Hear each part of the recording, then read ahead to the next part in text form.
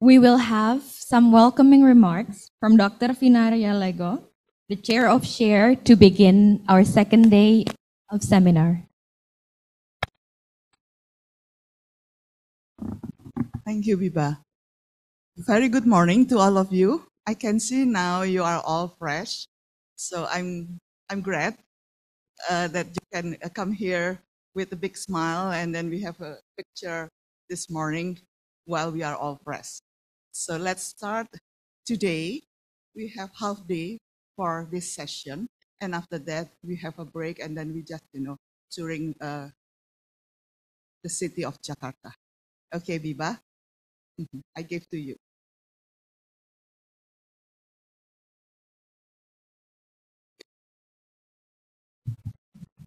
To begin our day, we will have a presentation from Professor Hak-Soo Kim about science literacy for problem solving. Life member on public. Prof. Hak-Soo Kim is a life member in public communications on science and technology, former chair and founder of AASSA Special Committee on Shared Communications. I think Professor Kim is here, so the time is yours.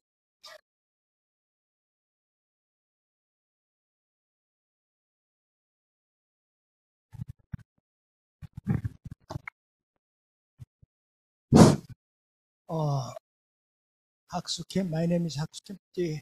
The slide. All right.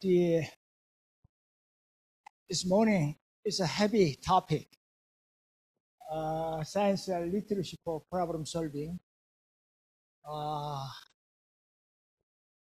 Yes. I have been dealing with science communication for a long time, and also I try to renovate paradigm of science communication because it is not effective at all, in a sense. So I try to develop new model, which is called the PAPIS, mainly focused on when you deal with the science toward the public, you have to deal with the first problem of the public, because the problem brings relevance. Relevance brings a need to solve. And so without putting problem first, your transmission of scientific knowledge is not effective at all in convincing people. That's why science should come up at the second stage, not first stage. Unfortunately, scientists and science educators and science communicators are putting science at the front line instead of a second line. That's why we are failing. You see, that is my new model for science communication, which was published as a lead article at the International Journal of Science Communication in 2007, many years ago. But still, the people who are specialized in science communication around the world don't understand such kind of a new paradigm. That's why just continuing failing, ineffective. Like from Japanese scholar, he's dealing with a flood, world of problems. And so it is a really, I think he could be very effective because people are concerned with that problem. And then if he brings science later at the second stage, he will be very effective. Like that, you see? And so, but today I am not talking about that. Today I am going to talking about new science area. I have been developing new science area for many years. And so now I began to publish those new area. And so I am going to tell you such kind of things. So I am saying that science and literature for problem solving. Well, science and technology. Eventually, it is focused on solving problem. You see? Obviously, scientific knowledge is used for solving problem. particularly the public, general public, are much more concerned about solving problems. And so eventually, in effect, science should contribute to solving problems. So we need focused on problem solving itself, per se, first. And then we need to develop kind of a paradigm for science literacy for problem solving. And so it is a quite fundamental and complex sequence. But anyway, I will explain.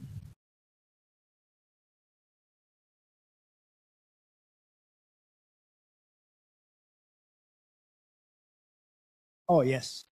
Oh. Problem. We know all of them problem. Problem is what troubles our life. You see? Your agony, your sons and daughters' problem, a flood and disaster, earthquake, all are problems. As long as universe, the essence of a universe is a collision.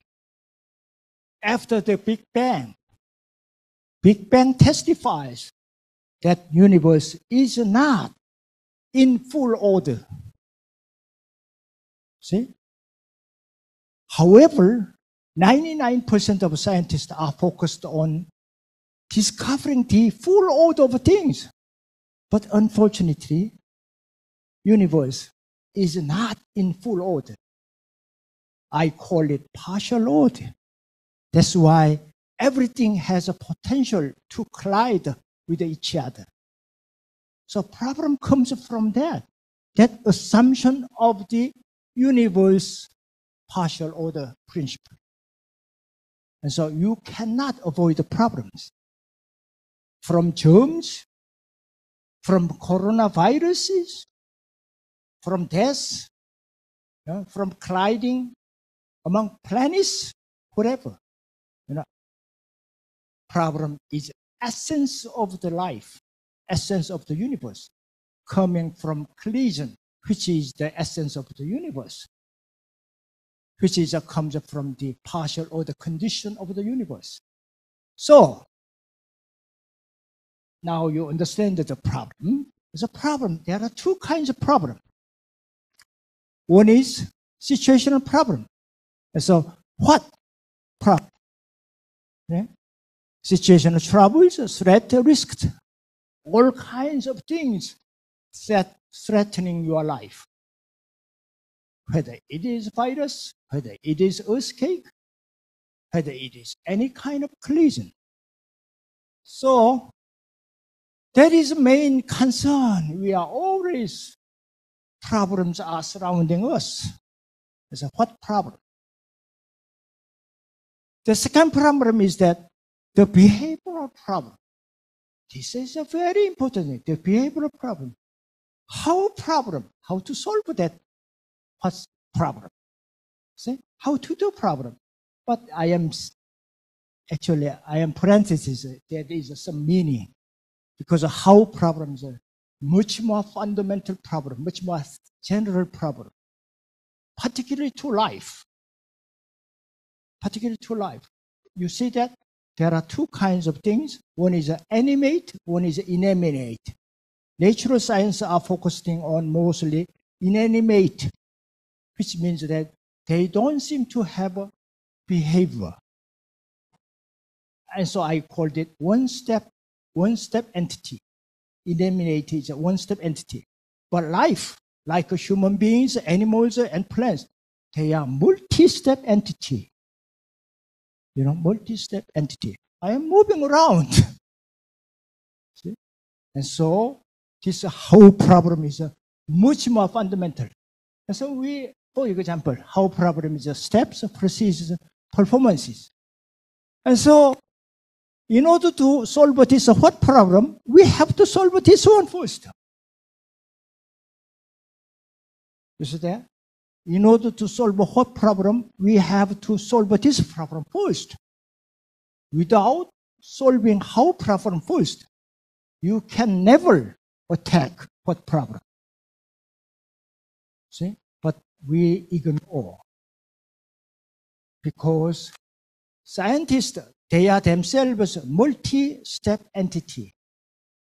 Scientists are life, but they are dealing with the inanimate, one-step entity, even which looks like no behavior. So scientists consider themselves as a one-step entity instead of a multi-step entity. You understand the nuance, the difference? But anyway, and so I am arguing that here are two problems. We have to deal with this one first. And so now solving, basically prioritizing that how problem, which means that solving the how problem first. Otherwise, you never attack what problem. So how? What is how? What is the how problem? Solve the behavioral problem, which means the making step, not just the taking step. Oh, this is important. Unfortunately, in solving how problem, always we imitate my habit, former habit. I imitate my culture's norm. I imitate the previous research methodology. I imitate the previous logic. I imitate the previous research methodology. You see, we always follow already available steps, procedures. That means just taking step rather than making step. You see? And so we have to making step, which means that we have to make a new step. Otherwise, we cannot produce a new outcome because outcome comes from step. Outcome comes from process. Without making new process, how could you make a new outcome? How could you make innovation? Impossible. And so we need this making new step. We need a theory for making new step. You know, in scientists, most of you are scientists, whether you are social scientists or the engineering and natural science. You have already research methodology set up, hypothesis testing, you know, research question and literature review, and then hypothesis setting, and then experimenting. All same step, following previous steps. And then you never discover. You never make a new discovery. That is tragic solution of science up to now. Up to now, because I am developing new. So, more elaboration theoretically. You see that? What is how? How problem? First, we design and build a behavioral architecture. Design step in advance. And build a step in the under design. Thinking about building house. First of all, you have to design your house architecture. And then you have to employ builder, to complete. Why don't you make kind of a behavioral architecture in doing research, in developing new policy, in developing new knowledge? Why don't we do that? And so I'm saying that behavioral architecture, we have to design behavioral architecture first, and then we have to build behavioral architecture based on that design. So that how the problem is this procedure. Otherwise, we cannot make a new step. Think about new house, architect. Always design new step. and then build a new house. Like that. You see? But we must follow previous step. Students, my students, my grade is not improving. Oh, professor, tell me why my grade is not improving. You are using always, I'm sure you are using always a memory, ignoring other step essentials. That's why memory capacity differs from people. Think about that. He and I, we are not equal at all. Because he is taller than I. Probably he is more talented than I. We are not equal. In terms of body condition, we are not equal at all. Also, environment, we are not equal at all. Because he is richer than I. His parents are better educated than my parents. Everyone, in terms of body, in terms of environment, we are not equal at all. Even if in Bible or we are Bible in the Constitution, we say we are born as equal. No, that's not true in science. But we are equal. What? In making step. In making step. Everyone could make a new step. You see?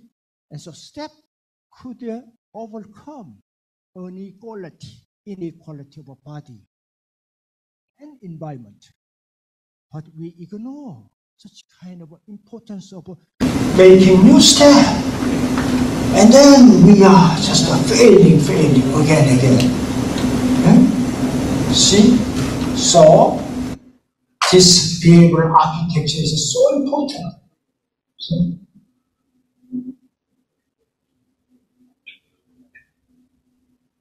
What is behavioral architecture is essential? Minding through moving. Minding dictates moving. So minding produces ideas. Moving, try to exercise that ideas into motion. And so, basic principle of behavioral architecture, binding through moving. Here there are many principles. Actually, I am just sketching a few things.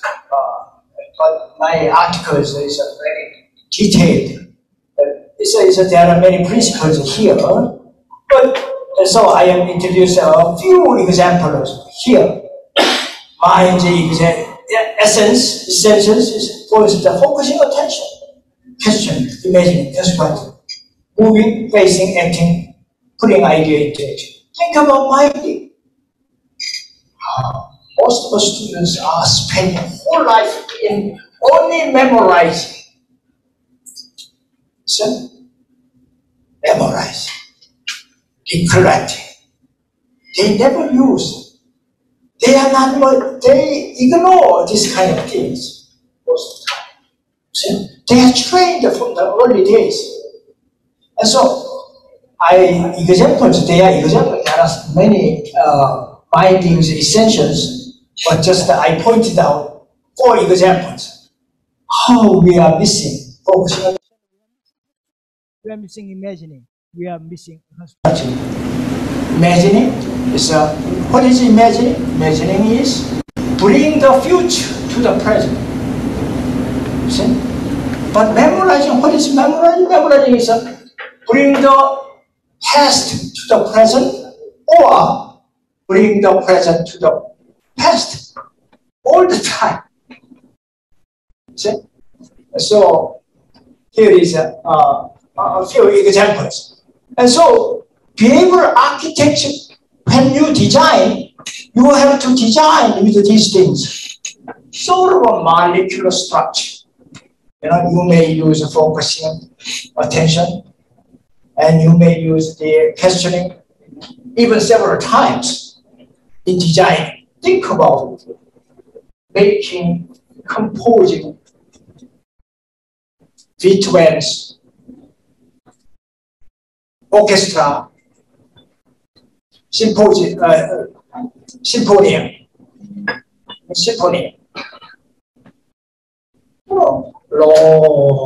Long musical score. Think about as a composer. He had this kind of, Beethoven has this kind of minding examples and moving. And then composed with a molecular structure. Very highly sophisticated molecular structure. Then performers play that Beethoven's symphony orchestra. See? Like that. So we could make new step with a molecular structure, combine all those essentials for your purpose, whatever purpose, for studying, for researching, or forever, what kind of things, any kind of things. Because step is much more general. Because whatever you are doing, you need a step. You cannot avoid a step. But whatever things are particular, but step is so general, so principled, you cannot avoid. That's why STEM has a more higher general theoretical fundamental. But science has ignored up to now. Science has ignored such kind of an important area of a STEM itself. To say, understand? That is a tragic history of science.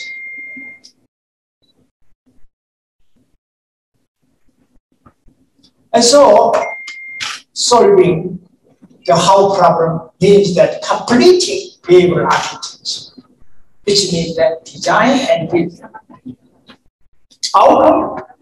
And then if you complete that behavioral architecture, automatically outcome is a solution of what problem? Which is innovation, evolution, whatever. See? So, that this solution of what problem comes from automatically by solving the how problem. Because how problem, solving how problem produce new ideas. See? And then making new innovation.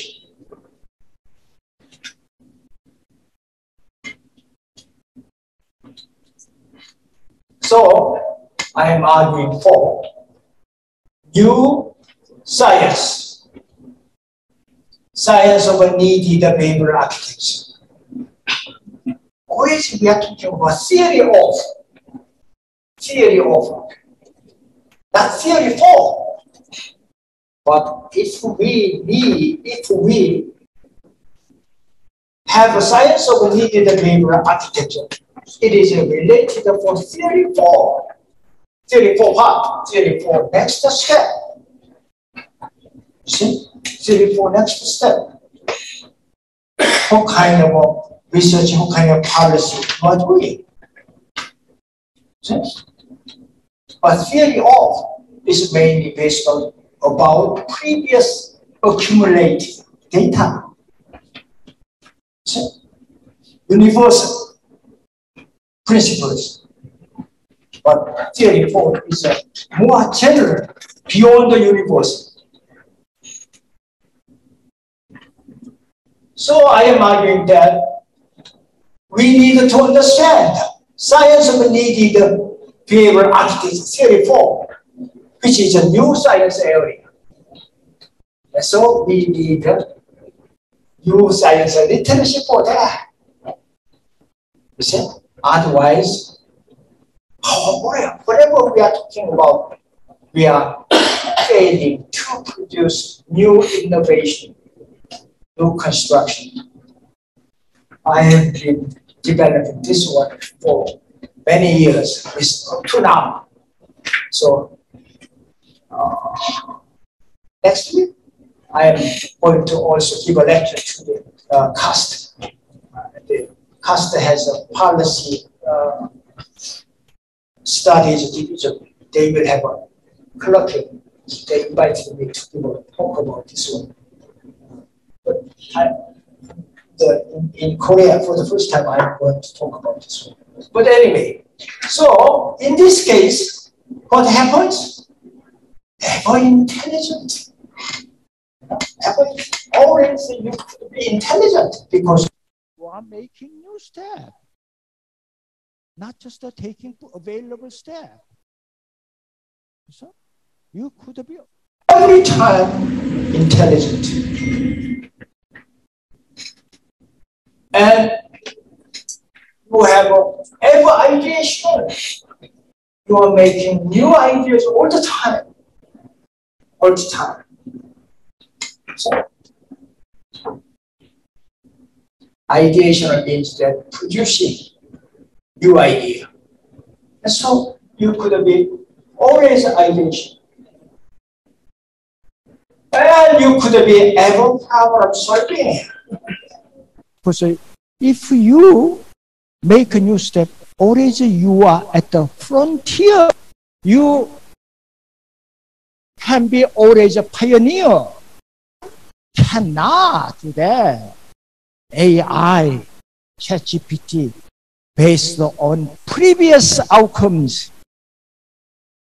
not new outcome. Stand new science of needed behavioral architecture. And then you could utilize. Yeah.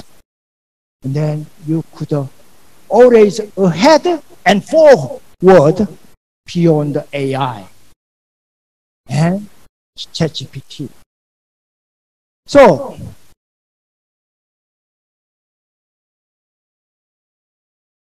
these are my articles. Main article, if you are interested in, you may read these science communication and public communication. All are produced as a lead articles over the journals. I have not produced many articles, but I produce major articles, but usually they are accepted as a lead article of the journal. Even if I don't. Difficult. Obviously, I am surveying, reviewing all major scientific breakthroughs and paradigms and those things. But anyway, if you are interested, you could read those things. This things was invited 2022, I think in French. I gave this lecture, and this is not journal article. This is a book article. Anyway, this is my presentation. Thank you for.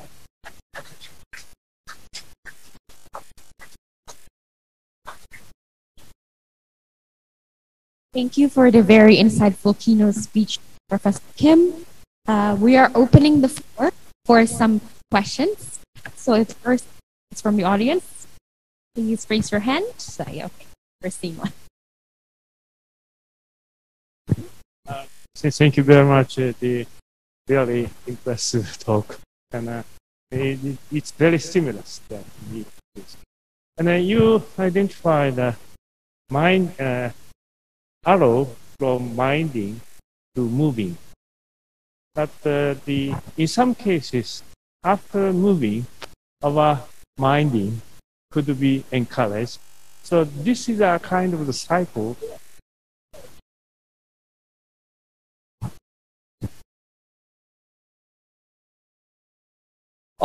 He's asking me,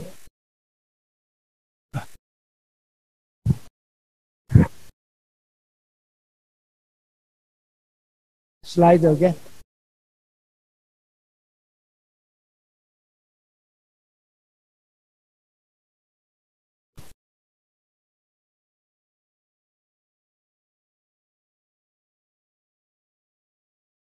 Yes, the professor asking me, not necessarily this one, this way. Sometimes moving the produce mind.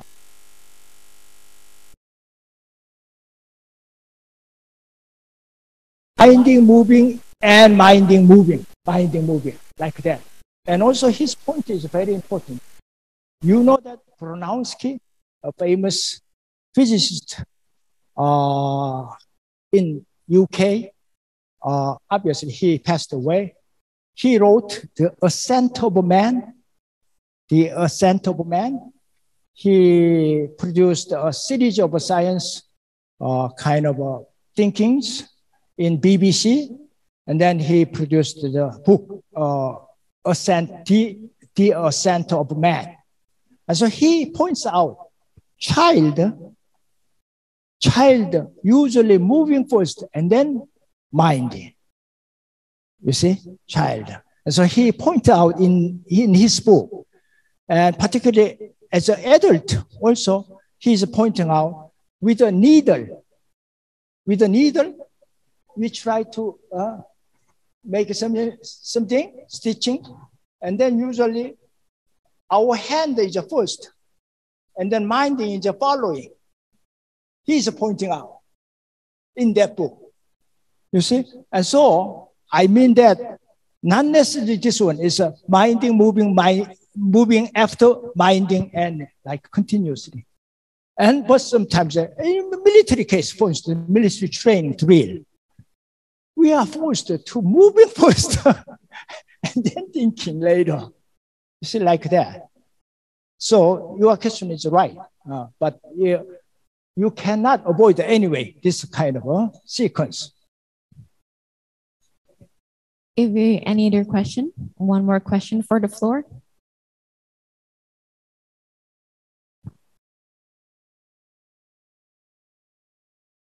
If not, we will proceed to the next keynote speaker. Thank you very much, Professor Kim.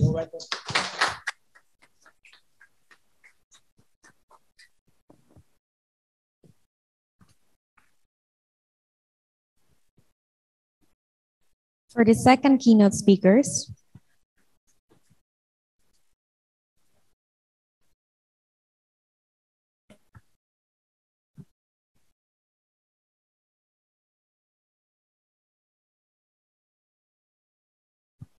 for the second session, we are beginning the share communication, who will be moderated by Professor Dr. Mehmet Emin Aydin from Turkey Academy of Science, Nemektin Erbakan Üniversitesi, Konya, Turkey.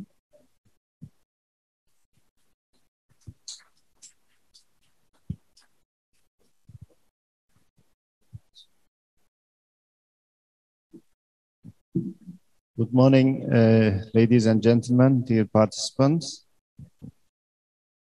I think it's okay. My voice is coming. We have a share communication session now, and we have 6 presenters. First one you already all know, Dr. Finaria Lego. Dr. Finaria will talk about introducing AASSA Special Committee on Share Communication. And Dr. Finaria Lego is Chair of Share Communication, Faculty of Engineering, University of Indonesia. Dr. Finaria, the floor is yours.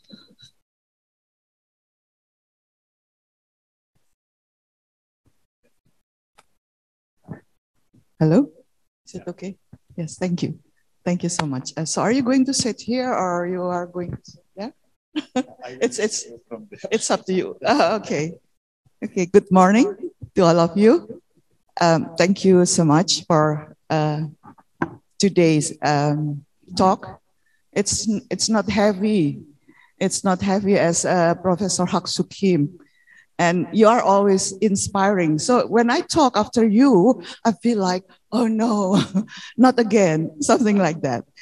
because your talk is very insightful and very inspiring. Thank you, Professor Hatsukim. So I just want to give a highlight about AASSA Special Committee on Shared Communication. First slide, please. Okay, this is the first one. When we start for share communication, we have share, so without A. So as you remember, we have, what is it, a workshop, Jakarta, and I can see it was 2015. 2015, we had the workshop in Jakarta, and I can see several faces which here today. So I'd like to thank you once again because it's feel like, just winding back our memories at that time. 2015, I can see Toti is here, and also Ganigar is here as well, and Dia, Manoj, and of course, Professor Hatsukim, because that he inspired us to make this share communication. So actually, Professor is the founder of share communication. Okay, so it was October.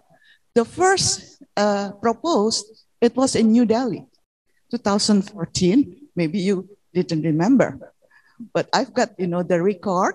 So it is a good one when I share with all of you. The first one is proposed is 2014 in New Delhi. That is in the General Assembly meeting of AASSA. But the official establishment, it would be in Jakarta, December 9, 2015. And that was the first electing chair and vice chair at that time. So I can see also that we have two vice chairs, me and also Toti. Aristotle Karandang. So that is the vice chair.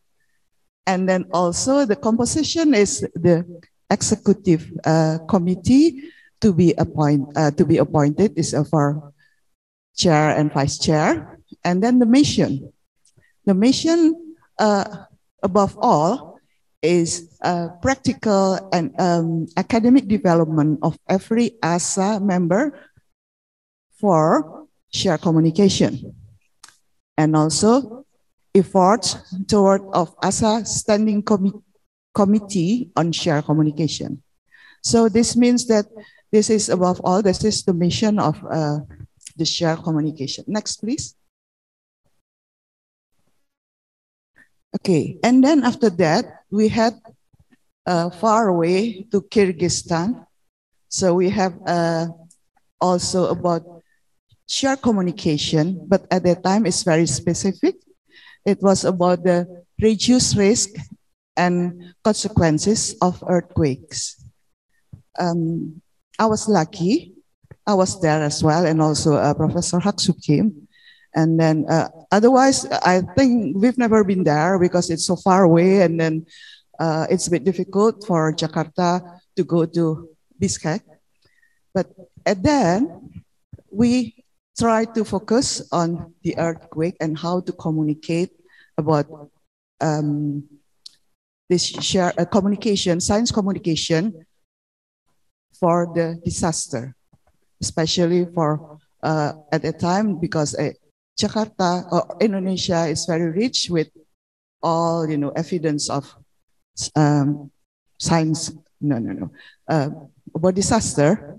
So my colleague mentioned Jakarta is and also part of Indonesia is kind of supermarket of disasters. Okay, now and this this second one. This is October 2017. Next, please. Now we move to, where is it? This is 2017, and it was in India. At that time in India, we had this Sustainable Development Goals communication strategies. It was November 2017. So we've got several workshop and also seminar. And then in India that we can see as well that we have the previous board committee of AASSA. And we had also Professor Haksukim with us. And they are all producing what we are doing in there. We had also Professor Manoj Pataria producing the proceedings. And also that we had fun as well in there. And of course that we had the opportunity to see Taj Mahal. So thank you. Okay, next please. And this is the last one before COVID. We had here again in Jakarta. So we can see that we had fun. And we had already in the auditorium. We visit not too far from here, the National Museum. And we had fun as well in there. That is after 1.5 day meeting, which is very packed as well. So we just having fun together. So we can see also several persons already here. I can see Lan is here as well at that time. So thank you. So we can see, this. This is important for us. And one of the several recommendations in there, we mentioned that R&D activities should be able to deliver not only their technical publications, but especially their practical implications with special emphasis on the industrialization and commercialization of the R&D outcomes. And second, that what we consider as well, that it is important that scientists should keep full integrity when they publicize their R&D products and watch out for fake, fabricated, or distorted information which violates facts and truth. In a word, the scientists should be accountable for not only their R&D products, but also their publicity. So this is one of the, this is two of, several recommendations, which is still worth it up to now, that we can recommend once again, for this today's meeting. But it's really up to Professor Haksukim that will consider about what we should do next. Okay, and then after this, I'd like to propose as well to all of you. So if you consider that maybe organizing such event will be difficult, so how about online? Because that when I know sometimes in-person meeting, online meeting, not as good as in-person meetings. But maybe due to maybe the funding or other activities, and then takes time to consider. So how about we have kind of maybe once or twice a year online workshop or online seminar, and then we can propose, because it's not to give too many headaches. That is my proposal. Next, please. This is after Jakarta. Sorry, I remember that after Jakarta, we then had the vacuum because of COVID, but we still have another one in India at that time. And then we can see several faces seen here, and Afia is coming from Thailand, from NSM. So and then this is actually very last one before COVID for India. And in this activities, one of we just have a kind of, it's not a resolution, but suggestion as well. Using social media is effective. Most people using social media nowadays, Facebook, Twitter, Instagram, WhatsApp, YouTube, and I can see one of our colleagues in here, Pak Haryanto. He's very active with TikTok. So, so we use social media for whatever that we want to propose. So I think this is, I can see that you come here, Mr. Moderator. Okay. You have already used 10 minutes. Yeah, that's okay, because this is my last one. Okay. Because I still have several things, but that is for social media, which is not important. That the most important one that I'd like to introduce, share communication to all of you, and I'd like to ask you to be part of share communication, although we have a special committee, but you can be the member anyway, because you are, the family of AASSA. So this is the last one of my presentation. So thank you so much. Thank you very much. Can we take questions? Is there any question to Dr. Finalia? Okay, share committee is understood well, I think. Thank you very much again. Okay, thank you. Thank you so much. Our next speaker is Professor Manoj Patairia. Professor Manoj will talk about science communication in the age of artificial intelligence, opportunities, challenges, and strategies. Professor Manoj is President,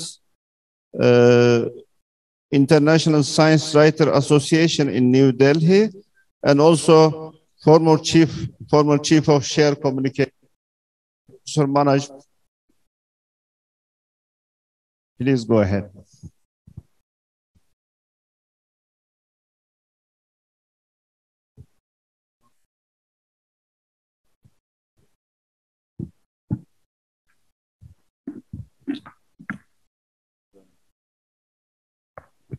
Topic of my presentation is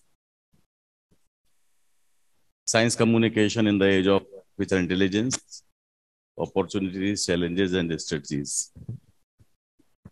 Just we are thinking ahead of digital, although digital has been the basis for emergence of several new technologies. Now we are moving ahead in the age of AI.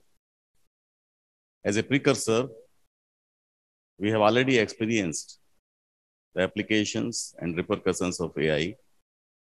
For instance, if you look at your email, and there are a number of filters. So who is filtering your emails? Number of emails are going to spam, number of emails are going somewhere else, or the designated folders. So these are all algorithms who are working behind the scene, supported by AI. So this is already on. So these are the applications. But beware of using some of the search engines. For instance, whenever we go for searching something on internet, who knows, for scientists, for innovators, for any creative thing, we Google it. Or we go for searching whether it is existing and what is the status right now. And we find the information. Then what happens? Before we prepare our hypothesis, there are a number of patents already filed on the subject. So this is what is happening. This is all, we are talking about the data privacy, data security, but everything is open. Open even from the point when we are conceiving some idea. When we are beginning from that point of time. So we have to be extra cautious. And now this is taking inroads in science communication as well. Recently, a news appeared in The Guardian that The Guardian had utilized a robotic system supported by AI to produce an editorial. And that editorial was published in The Observer. So this is the beginning, not on the editorial, but it can write the articles, it can write papers, it can write poems, it can write stories, fiction, whatnot. So human being, somebody was saying yesterday, still we require to direct AI that what I need. But there are repercussions, as I said, we have to be have a balance between both of them. Yet another example we have seen last time during Corona, we have a series of Indian Institutes of Technologies. One of them is in Madras, in Chennai, in South India. They organize its convocation by using AI, virtual reality and augmented virtual reality. Next step. I will try to show you the video, how the students, by sitting in their home, they are attending the convocation, getting the degree, and going back to their homes virtually. Actually, they are sitting in their room, in their respective houses. I will begin with this. I will take you through this presentation with this quote by Samuel Johnson that says, knowledge is of two kinds. We know a subject ourselves, or we know from where we can find information about it. Second half is very important. We may not be the expert of our subject, but we should know from where we can gather the information for writing or communicating on a particular subject. Because we are not communicating to the experts, we are communicating to the commoners. So that kind of statement that says, and a debate that goes on across the world that whether a science communicator or a science literacy person has to be a science graduate or not. The majority of the people, they feel that if you have a science qualification, it's an advantage, but that cannot be a prerequisite. It is only how you are able to assimilate the scientific jargon, how you are able to dejargonize the scientific contents, and how you are able to explain to the manner so that it becomes comprehensible to the common man through the use of mass media. So that is the requirement.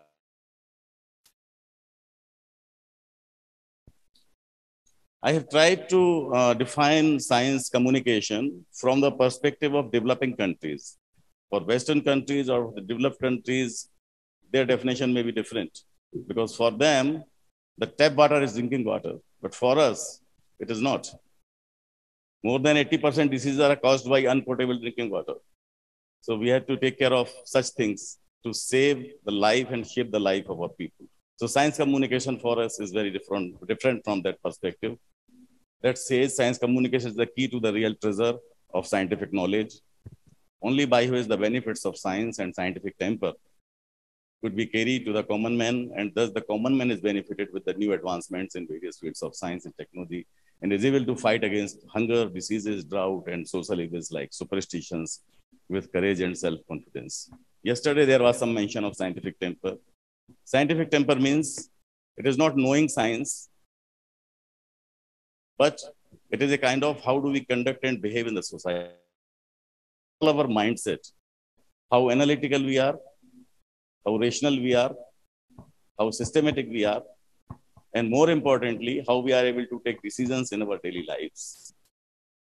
If we are able to take decisions without any bias, without any prejudice, without any greed, without any pressure, it means. So scientific temper is a way of life where, of course, acquiring the knowledge, especially scientific knowledge. Next, please. Indian Constitution, by an amendment, has brought in this as one of the fundamental duties. It shall be the duty of every citizen of India to develop the scientific temper, humanism, and the spirit of inquiry and reform, as per part of 4A, section 51A, that says by the Constitution of India. So that is the basis. Next, please. Sita, can you just look at so that, yeah. Back. No, next. Yeah. Next. Wait. Please back. Back and wait. Yeah. Leave it. There are a number of organizations which are working. They are from the government sector, public sector, private sector, and international sector, voluntary sector as well. National Council for Science and Technology Communication, National Institute of Science Communication and Professional Resources, Indian National Science Academy, National Institute of Advanced Studies, Indian Science Communication Society, Indian Science Writers Association, Research Academic and Media Organizations, International Science Writers Association, AASSA Special Committee on Shared Communication. So these are the organizational frameworks which are working together for enhance the science literacy in the region. Next, please. These are the basic program elements where we have been working for last couple of decades for promoting science literacy in India and the region. Training, software development, research and development, field programs, incentive schemes like awards and fellowships, networking with like-minded organizations and people, international cooperation. And these are the various media that we have been using, including digital. Folk media, my colleague has come all the way from Lucknow. He will show you some of the slides using folk forms like puppetry, broadcast media, print media, digital media, interactive media, man-to-man contact. So all sorts of media we are using for connecting science to the masses, to the nooks and corners of the areas.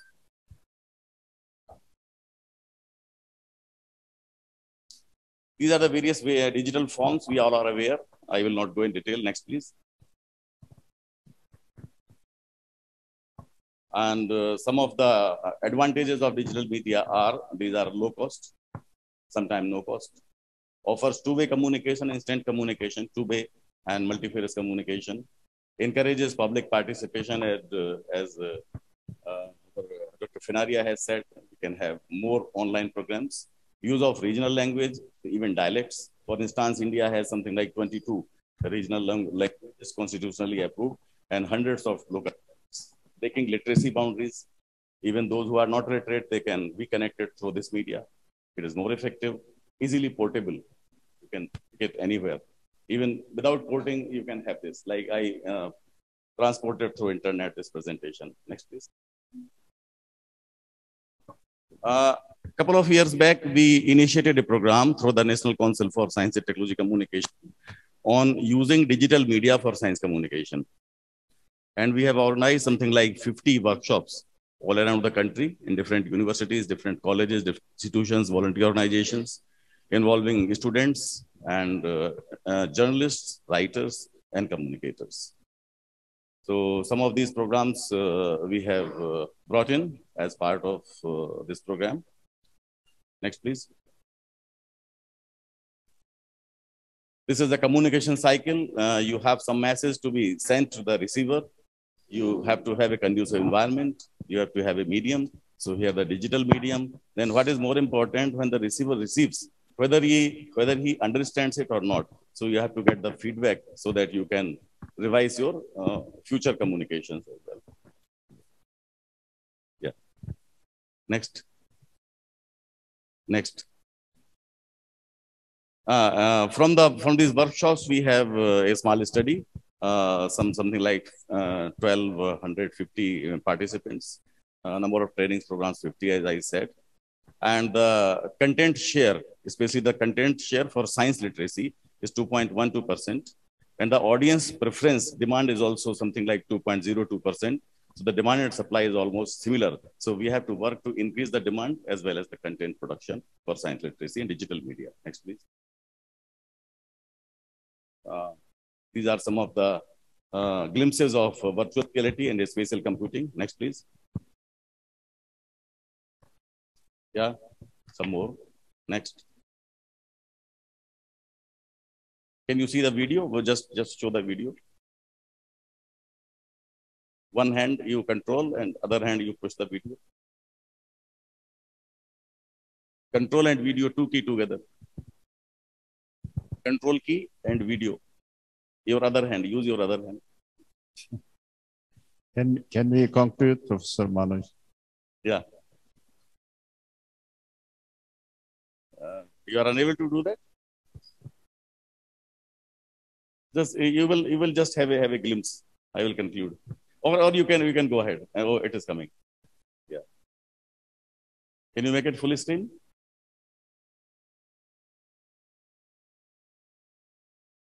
This is IIT's convocation through virtual and augmented virtual reality. Audio is this boy has appeared through virtually.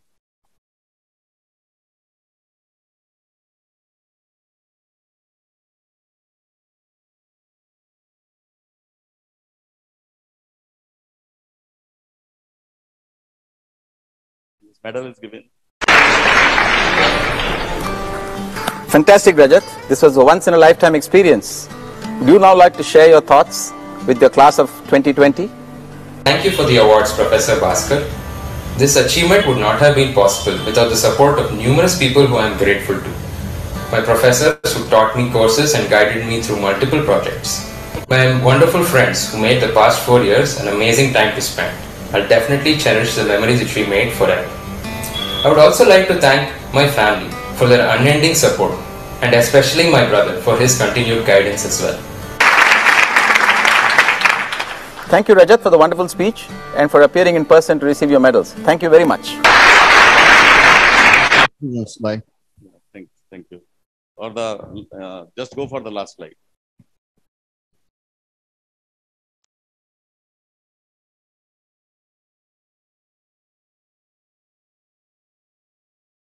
Last slide. Bus, this one. Just wait. I will conclude with this quotation by Gautam Buddha, who says 400 BC before, do not believe on whatever you are told or yourself have imagined it, unless you testify it. Do not believe whatever your teacher says just because you respect him, but believe only after your own examination and analysis. It would be your guiding factor that will never let you down. Buddha further says, even do not believe me, whatever I say, unless you have tested it by due experimentation, as a goldsmith does for testing of gold by putting it into fire. So that is the essence of the modern scientific method. Thank you very much. Okay, thank you. Thank you very much, Professor Manoj. Is there any question to Professor Manoj? Okay, once again, thank you very much for your presentation.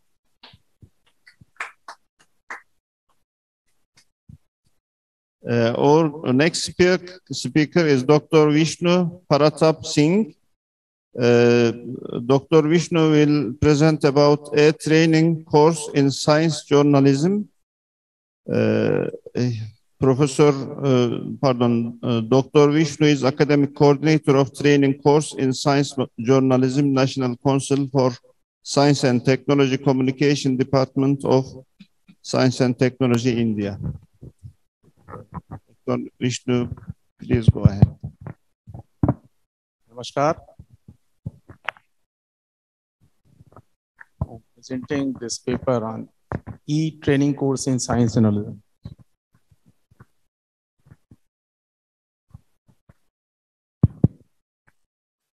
This program was initially conducted by National Council for Science and Technology Communication, Department of Science and Technology, to train the people, train the target group. Those are living in the remote areas, maybe the practitioners of science journalism, maybe the scientist, maybe the media person, maybe the faculty member. Those are not having the study material and anything related to the science journalism. So this course was designed. And next slide, please. The introduction which I have told, that is already explained by Dr. Manoj Pateria, that number of training programs has been conducted by National Council for Science and Technology. It is one of them. And the e-training means the delivery of learning on training program by electronic means. That is a digital literacy program which we are going to conduct. That is the main motto of this seminar. And to develop the manpower in the field of science journalism or science communication through e-training. E-training involves the use of a computer or any other electronic device to provide training or educational material. This is the basic concept behind this program. Next slide, please. Science journalism. Science journalism, what is that? Make it for the common man. Whatever happening in the labs, that has to go to the land. It is the duty of the scientist and the journalist. If it is a journalist, science journalist, then it will be easy to communicate to the common man. So science journalism conveys reporting about science to the public And the field typically involves interaction between scientists, journalists, and public. Three components are very important: scientists, journalists, and public. So journalist, especially science journalist, is becoming the bridge in between the scientist and the public. So it has to be communicated in an interesting, entertaining manner. And a scientist cannot tell everything to the public. The language he speaks is maybe very typical, very technical. So how to understand a public and how understand this science activities happening in the labs are for their betterment of the life. It is the duty of the science journalist to communicate. So there the role lies, the science journalism role starts. Next slide, please. Science journalism, it started, there are a number of events happened in the field of, in the history of the science journalism. The modern science journalism dates back Digdarshan, means showing the direction. That was an educational monthly magazine started in India in 1818 from Sri Rampur, Bengal, India. Digdarshan carried articles on different aspects of science, such as plant, stem board, etc. Digdarshan was available in Bengali, Hindi, and English language. This article was written by Dr. Manoj Pateria ji in 1990. One of the occasions, an article was attributed to a scientific correspondent. The terminology started in scientific terminology, scientific correspondent terminology was given to the science journalist in 1871. And it already developed, who were greatly in journalism, was the scientific correspondent for the times from 1918 to 1935. However, it was with the James appointed as the scientific correspondent in the Manchester Guardian by C.P. Scott in 1928 that science journalism really took shape. So this is how science journalism started, and the involvement of India is there from very since beginning. So in India we have already done so many things in the history, our history of science journalism, and it started in 1818. Next slide, please. The focus area. The main focus of this e-training course is we have to teach fundamentals of science journalism, presentation of formats of science journalism, techniques of science journalism, mass media for science journalism. So this course was actually developed in 1998 by a team of NCSTC and Indian Science Communication Society at Birbal Sahni Institute of Paleobotany, Lucknow, where these course content were designed and developed. And we are using the same content, and we are also involving other peoples from time to time to develop this course for the budding science journalist. The uniqueness of this program lies in its judicious blending of technical, human, conceptual skills. Due care has been taken in designing of the program to enable the participant to strengthen, sharpen their professional skills as well as their knowledge base concerning science journalism. Next, please. Career opportunities. Lot of career opportunities are there, but full-time careers is a problem. So we have to create our own position in the media houses, in the scientific institutions, that a science communicator or science journalist to be appointed. And we should show that this is a very important career. It is a very important profession that is required to every institution, that we must have a, if it is a media house, we must have a science journalist. If it is a scientific institution or any other institution, maybe the university, there should be a science communicator or manager of science communication. So this is the main motto behind this. Lot of scope is there. In print media, we have the science correspondent, science journalists, and the broadcast media, we have special cells on science programs. The course shall also provide immense opportunity to the student, hobby writers, teachers, housewives. I'm telling housewives. Why?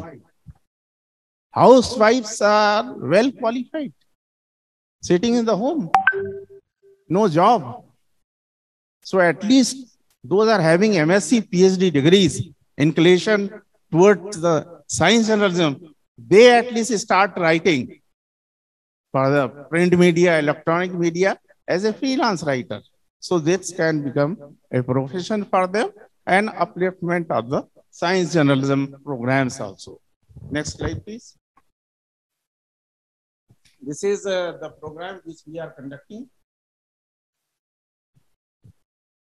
This is an online program, 1-year program, supported by Department of Science and Technology. Next, please. Next, please. Eligibility, as many of our speakers have already told back, any person who is a graduate can become a science journalist. Only interest is there, should be there. Interest towards writing, science writing should be there. If you have a qualification of science and technology, medical, health, agriculture, you can become a better science communicator, science journalist. So here in India, we are conducting this program in English and Hindi, our national language. Next program. Next slide, please. Next, please. The objective of this program, back please.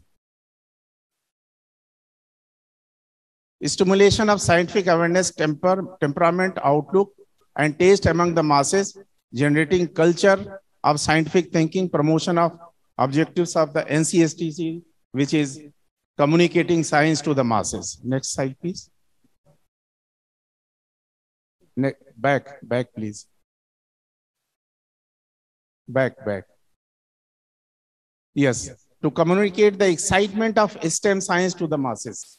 It is very important to develop skill and expertise through scientific training in science journalism. The mode of education that is online enables the participants to acquire the expertise in science journalism without disturbing their routine of the professional pursuits.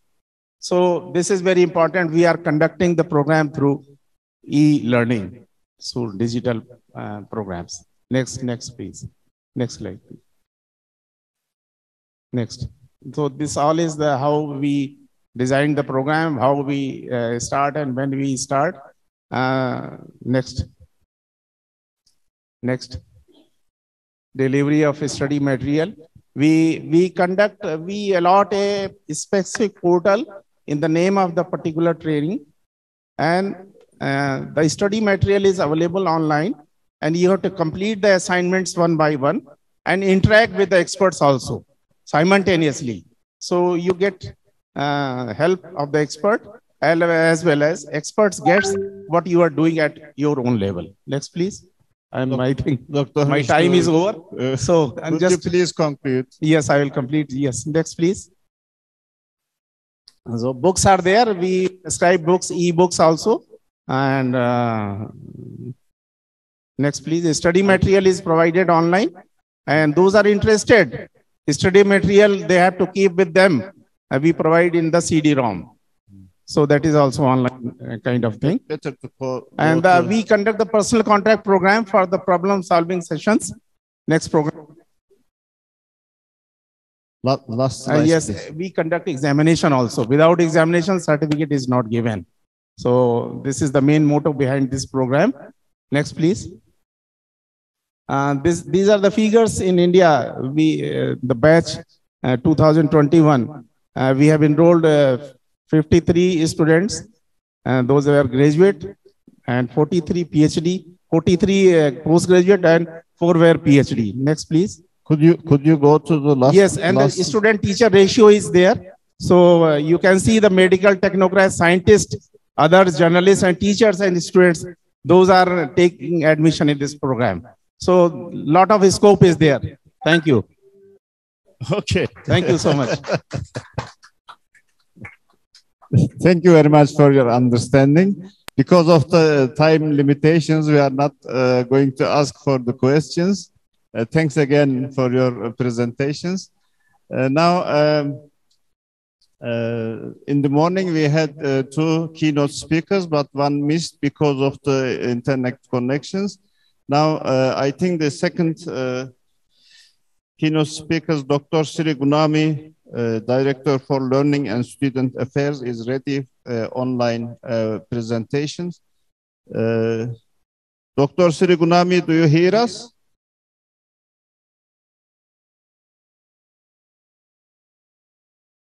Is there?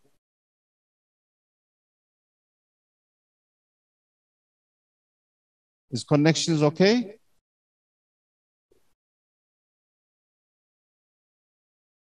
If not, we can move to the other speakers until it is ready.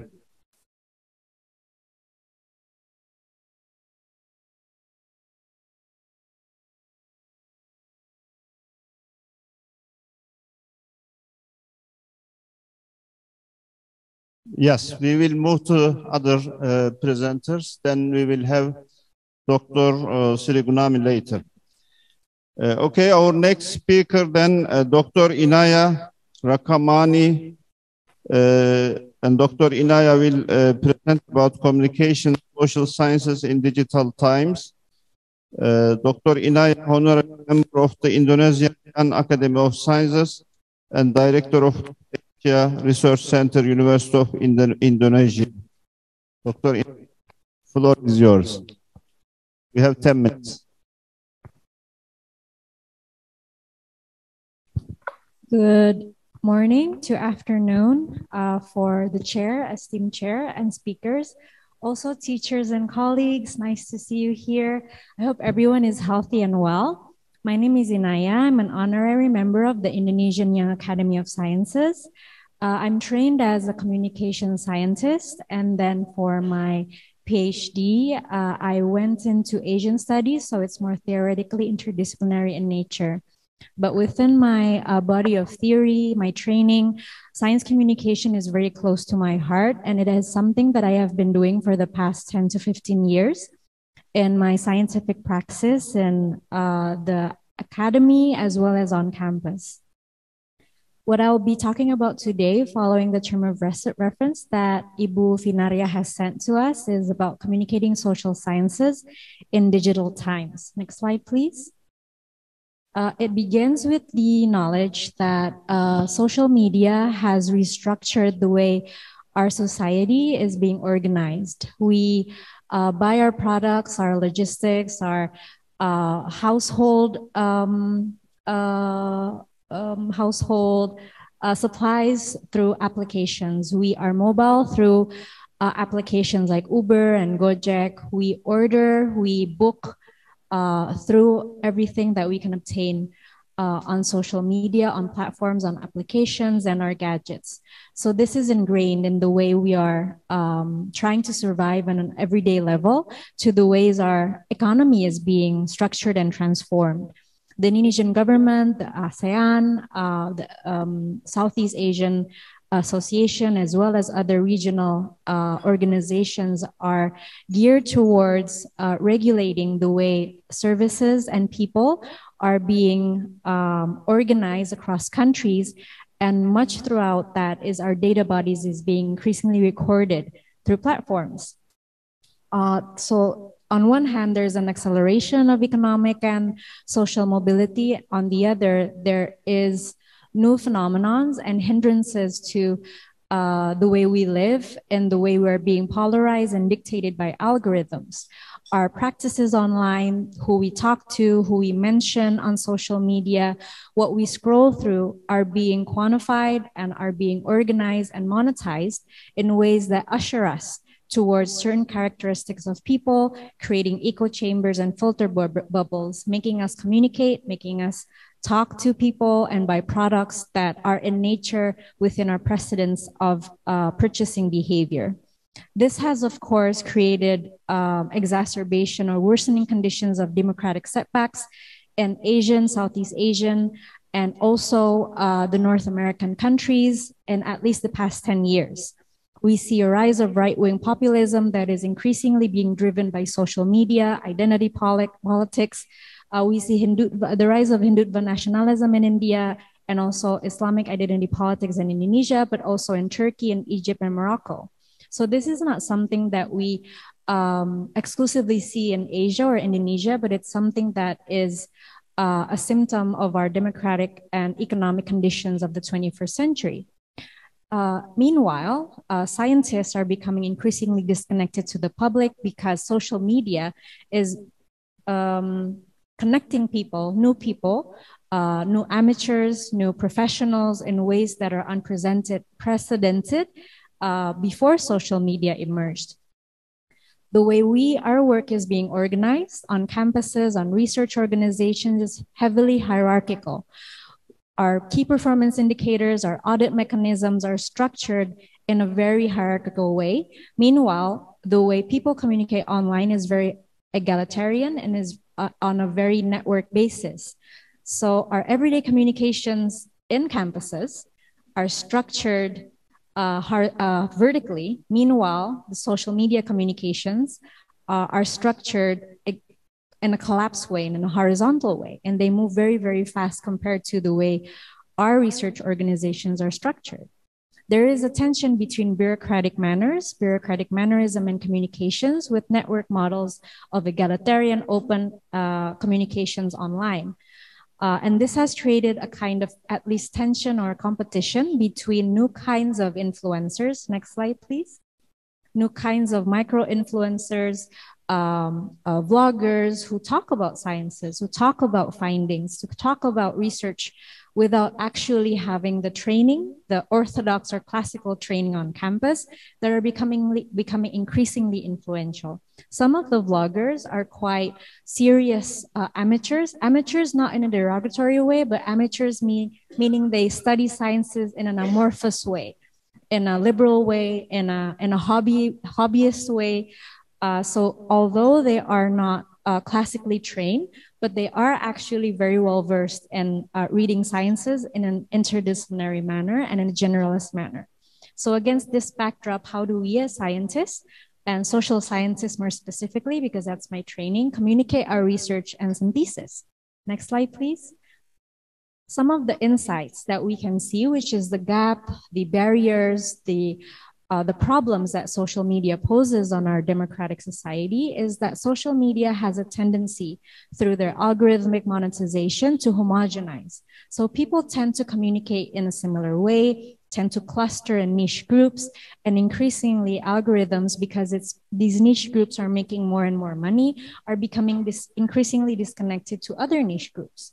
We are actually in a place where we study those disconnects, we study the monetization, and we actually have evidence, scholarly and academic evidence, in the way the marketplace of ideas, the different opinions, the public debates about what the role of sciences in increasing the welfare of our society, in appreciating the aging population, and talking about inclusivity or people being marginalized in digital societies, new kinds of disconnects, new kinds of inequalities. Those are the staples of our professions.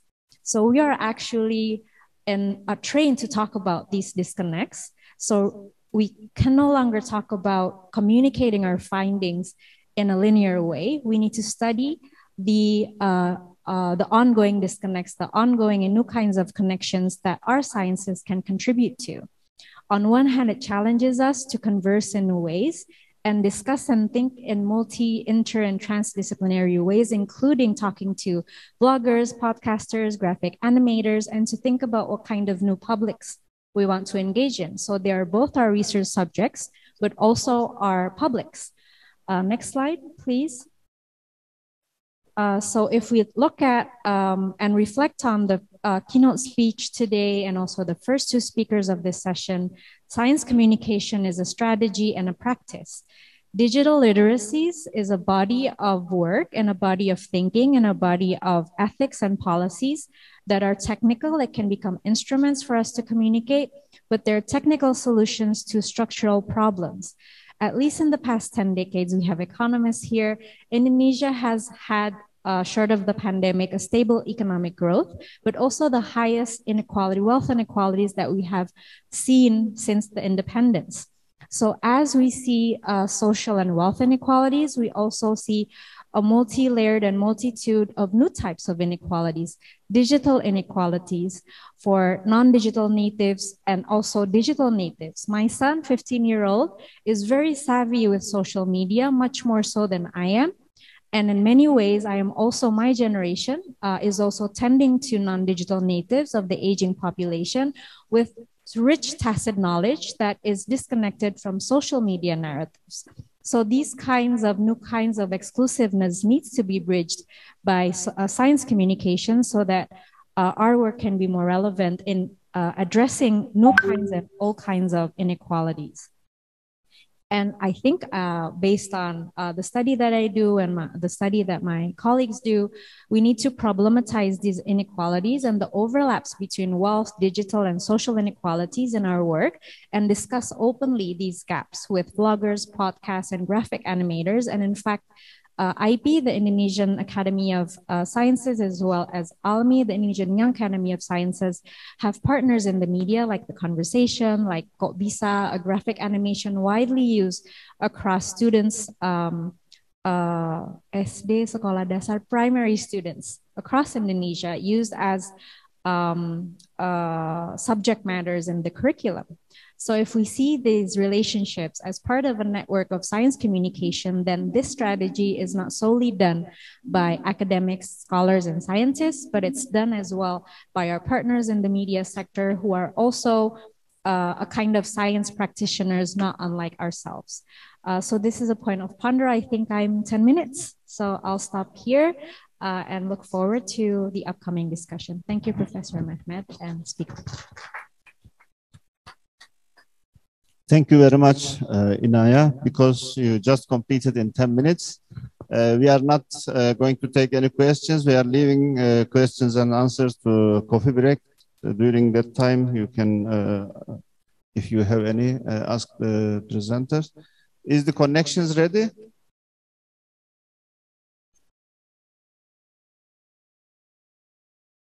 No?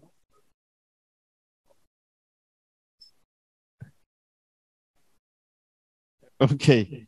Then our next speaker is Mr. Ahmed Nur Hashim. Mr. Ahmed will present about science communication in Indonesia, progress and challenges. Mr. Ahmed is Science and Health Editor in Conversation of Indonesia. Mr. Ahmed.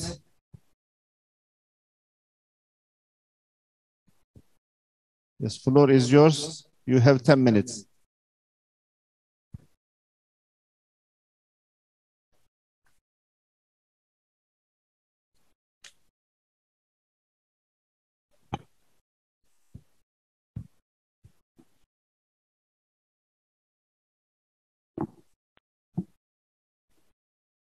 Thank you.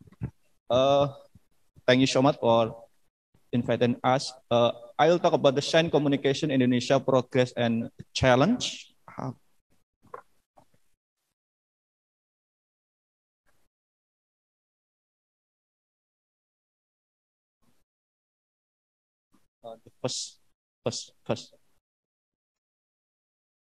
This outline, the first is knowledge production in Indonesia, and the second is about the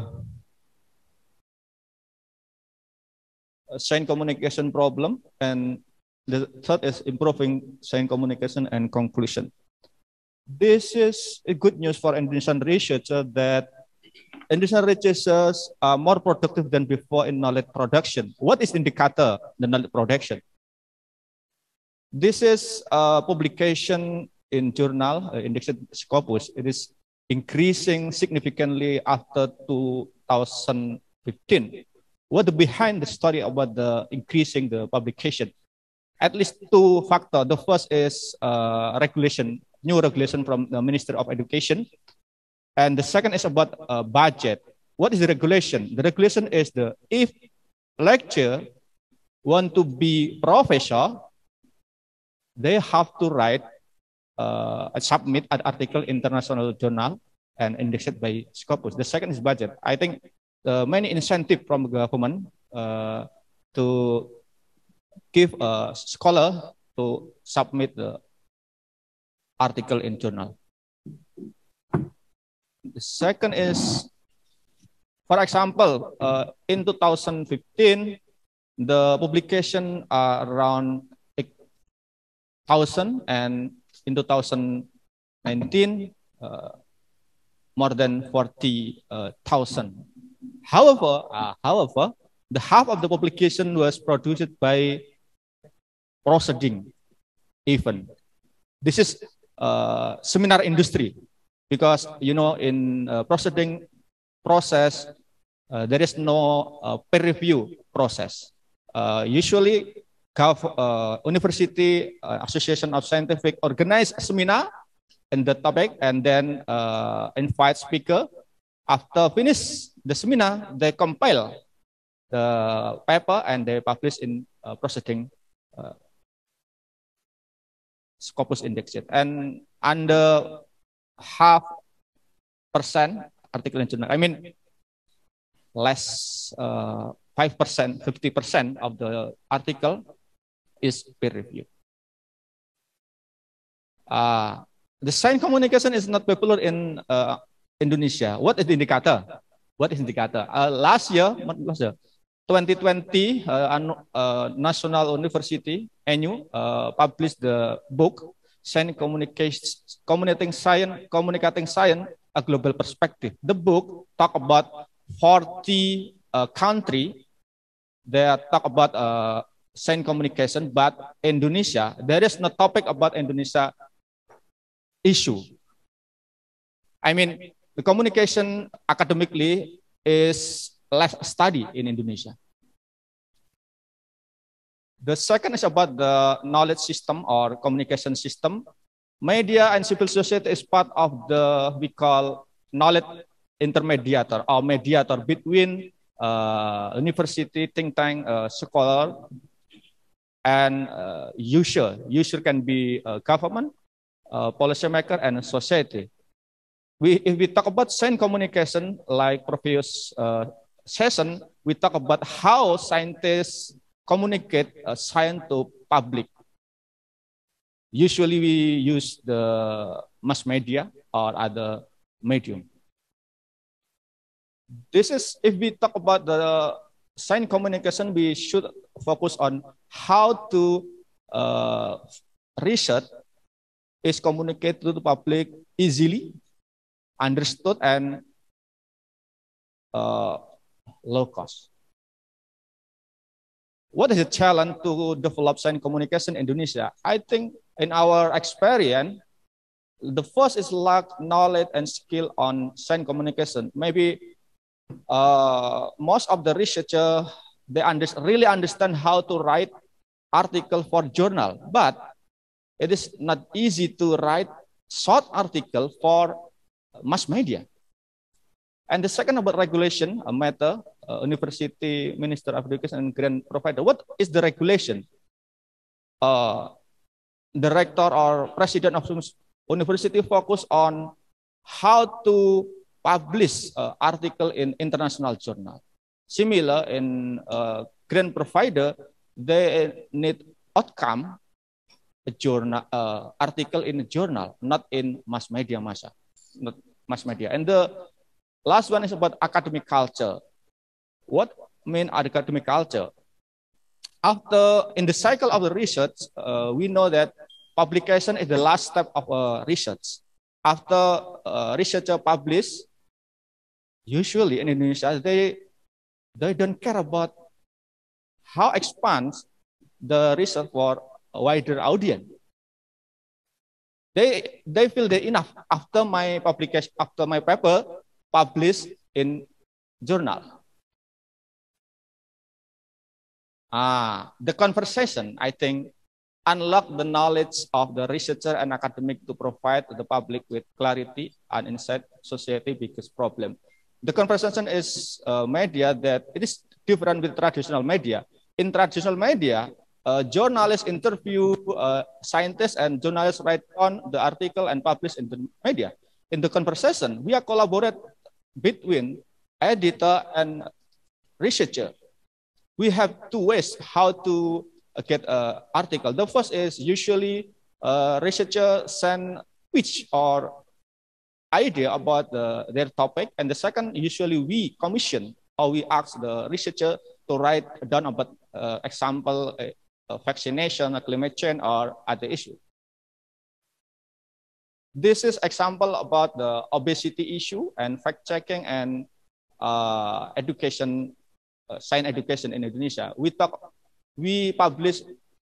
translate journal into the popular article.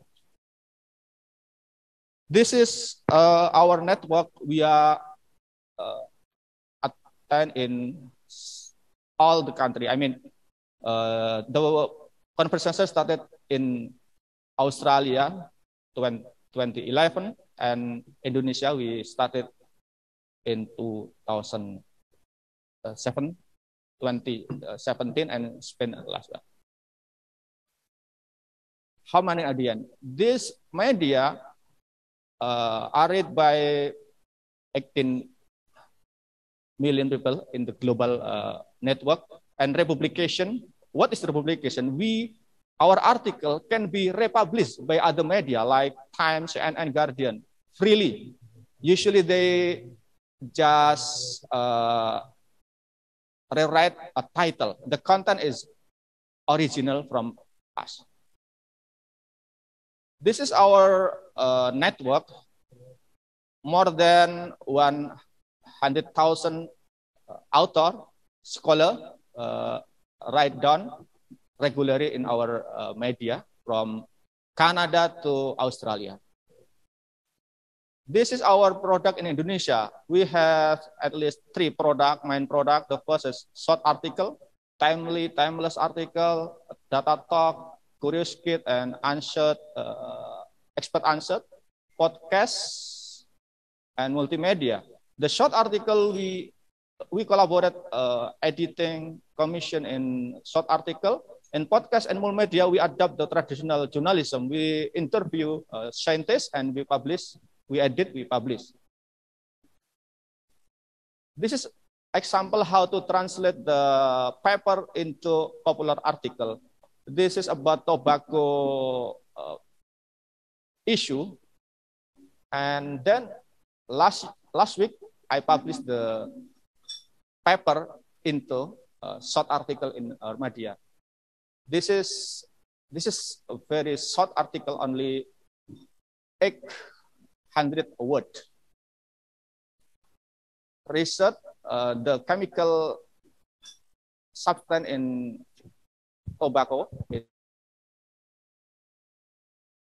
harm of the smoke. It is about the flavor of the chemical. Also, we promote the article because in traditional media we promote in offline and we also promote in online ways. Could you conclude, please? Yeah, this is our program, training program, writing concept and public speaking and policy advocacy. Last one. This is biggest training last year. Around 300 participants attended in the program. This is our conclusion. My conclusion is knowledge production in Indonesia increased, but science communication is less. And the second is lack capacity on science communication, and regulation is less support to science communication. And we recommend that we need advocacy for better. The last slide, I like the sentence. Science is not finished until the communication to wider audience is part of the job of being a scientist, and so how you communicate is absolutely vital. Well, thank you. Thank you very much, Mr. Ahmed.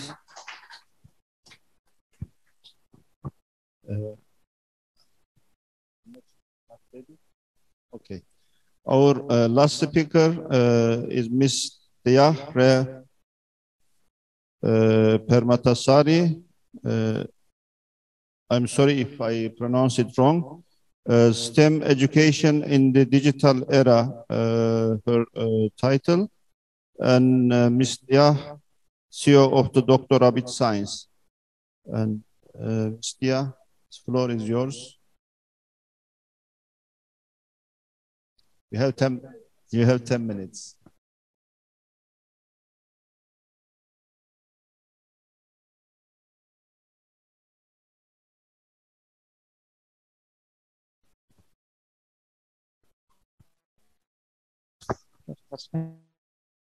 Good morning.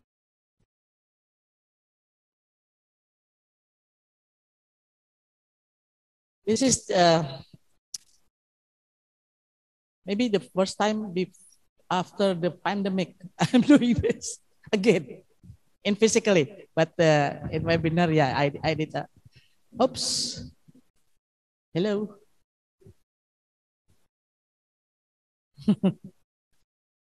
No, that's it.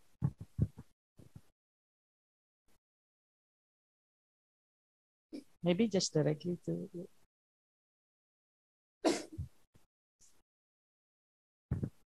So, okay. I'd like to. Well, everybody has talked about the science communication for us, yeah. But I'd like to talk about what next for our next generation. So the STEAM education, I think, is important, especially is in digital era. It's for preparing for the future, right? So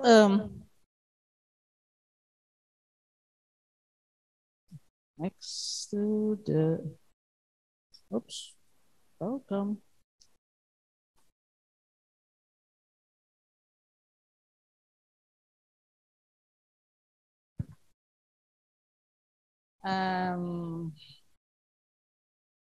Sorry. Can we have it?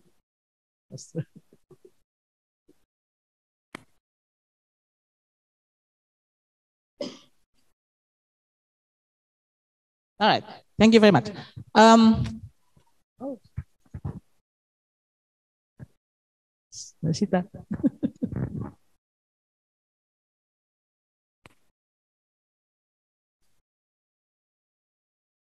All right. STEAM, as we know, maybe STEAM education is actually designed for increasing the creativity. All right. No need.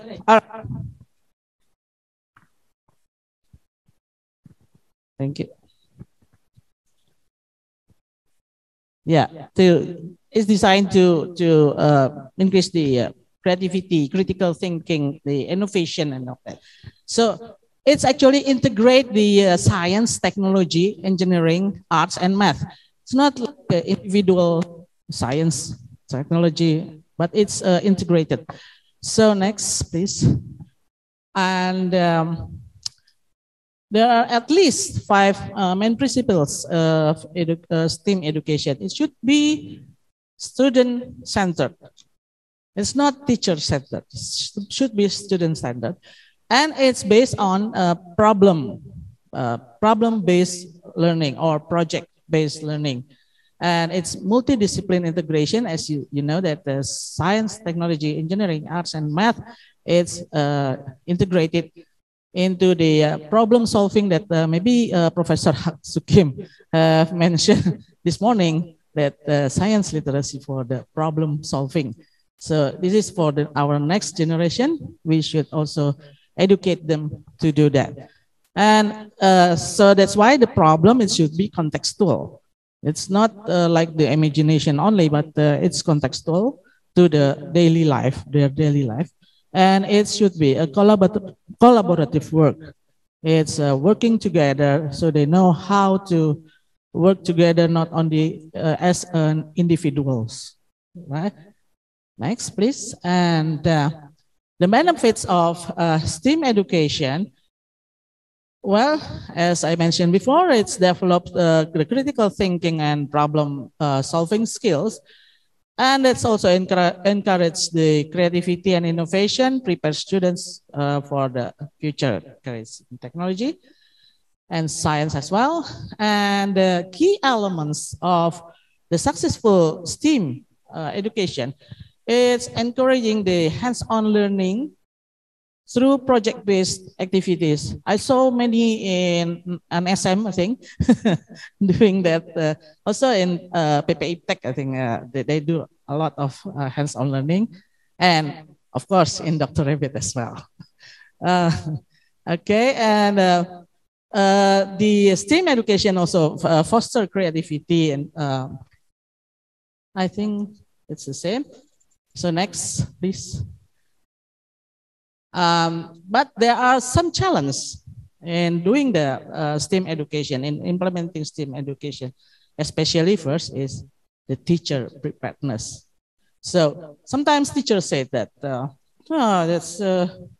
I don't have more time to do this STEAM. But actually, doing that STEAM, that can short their time for teaching the subject, because they can combine with all those things. Yeah. So the teacher preparedness, it should be solve the problem that can be a problem because it's challenging, and of course with the professional development of training and all that, and because we do it for the student preparedness also should be focused, yeah? And the laboratory facilities. So what can the digital era do for the STEAM education? Can it be as tools, yeah, for helping the STEAM education? So next, maybe we can talk about the digital tools for STEAM education. So as we know that the robotics, of course, and coding, programming nowadays, we can see the primary school students can do coding. Yeah, because there are some courses for coding for elementary school students, coding and programming, and also 3D printing. They can do such a make some objects and all that, and then with the 3D printing, virtual simulations, artificial intelligence, and we can see one by one for fast. Yes, please. So the robotics can be used for the science experiments, yeah, to collect data. So the robotics can be also used to teach math and engineering principles and create art and music projects with the robotics. And it will be so fun. Yeah, and then next, the programming languages, the Scratch, actually it's very simple. That's beginner friendly. And I saw some students, although it's, as I mentioned before, it's they are from the elementary school students. And the competition, because I was the judge there, I saw them doing some programming, and that's interesting because they help something, somebody or something with the programming, Python and JavaScript. So learning to code and program can also develop problem-solving skills, creativity, and logical thinking. And as we know, nowadays, virtual simulation, that immersive virtual reality experience, if you have tried the VR, or you can use the AR as well. Interactive simulation for STEAM and realistic and accurate representation of experiments and concept. But please, if you don't have that kind of tools, then you can just go to the this website. There is a library done by the CUNY is a university, and they have the library of who made the virtual laboratories. So you don't have the laboratory, but you can still doing some virtual laboratories. I've tried some, and it was fun. Yeah. Well, you can maybe write down the link because we don't have time to explore that. Next. So last is AI. As we know that AI is also now it's the very popular, yeah, the artificial intelligence that can be used to personalize learning experience, automate repetitive tasks because they can be trained, can be aid in scientific research. But what is our conclusion now? Next. Digital tools could help the STEAM education more effective, but teachers need to be digital literate for better STEAM education implementation. Please, next. So, jangan ditekan dong.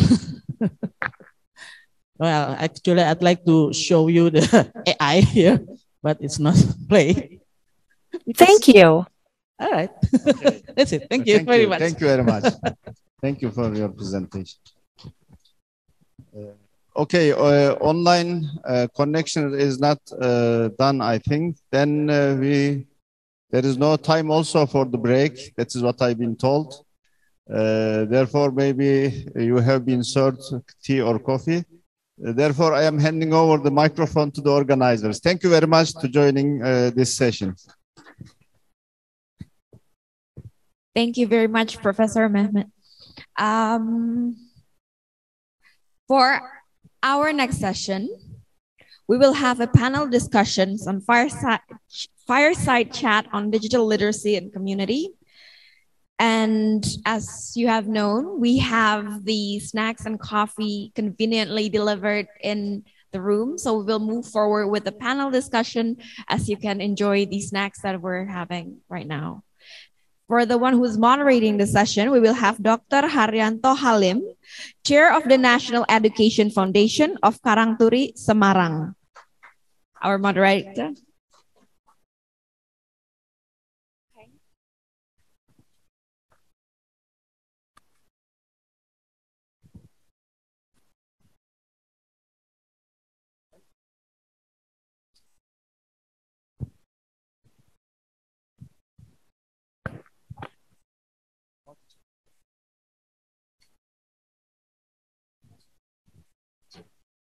Okay.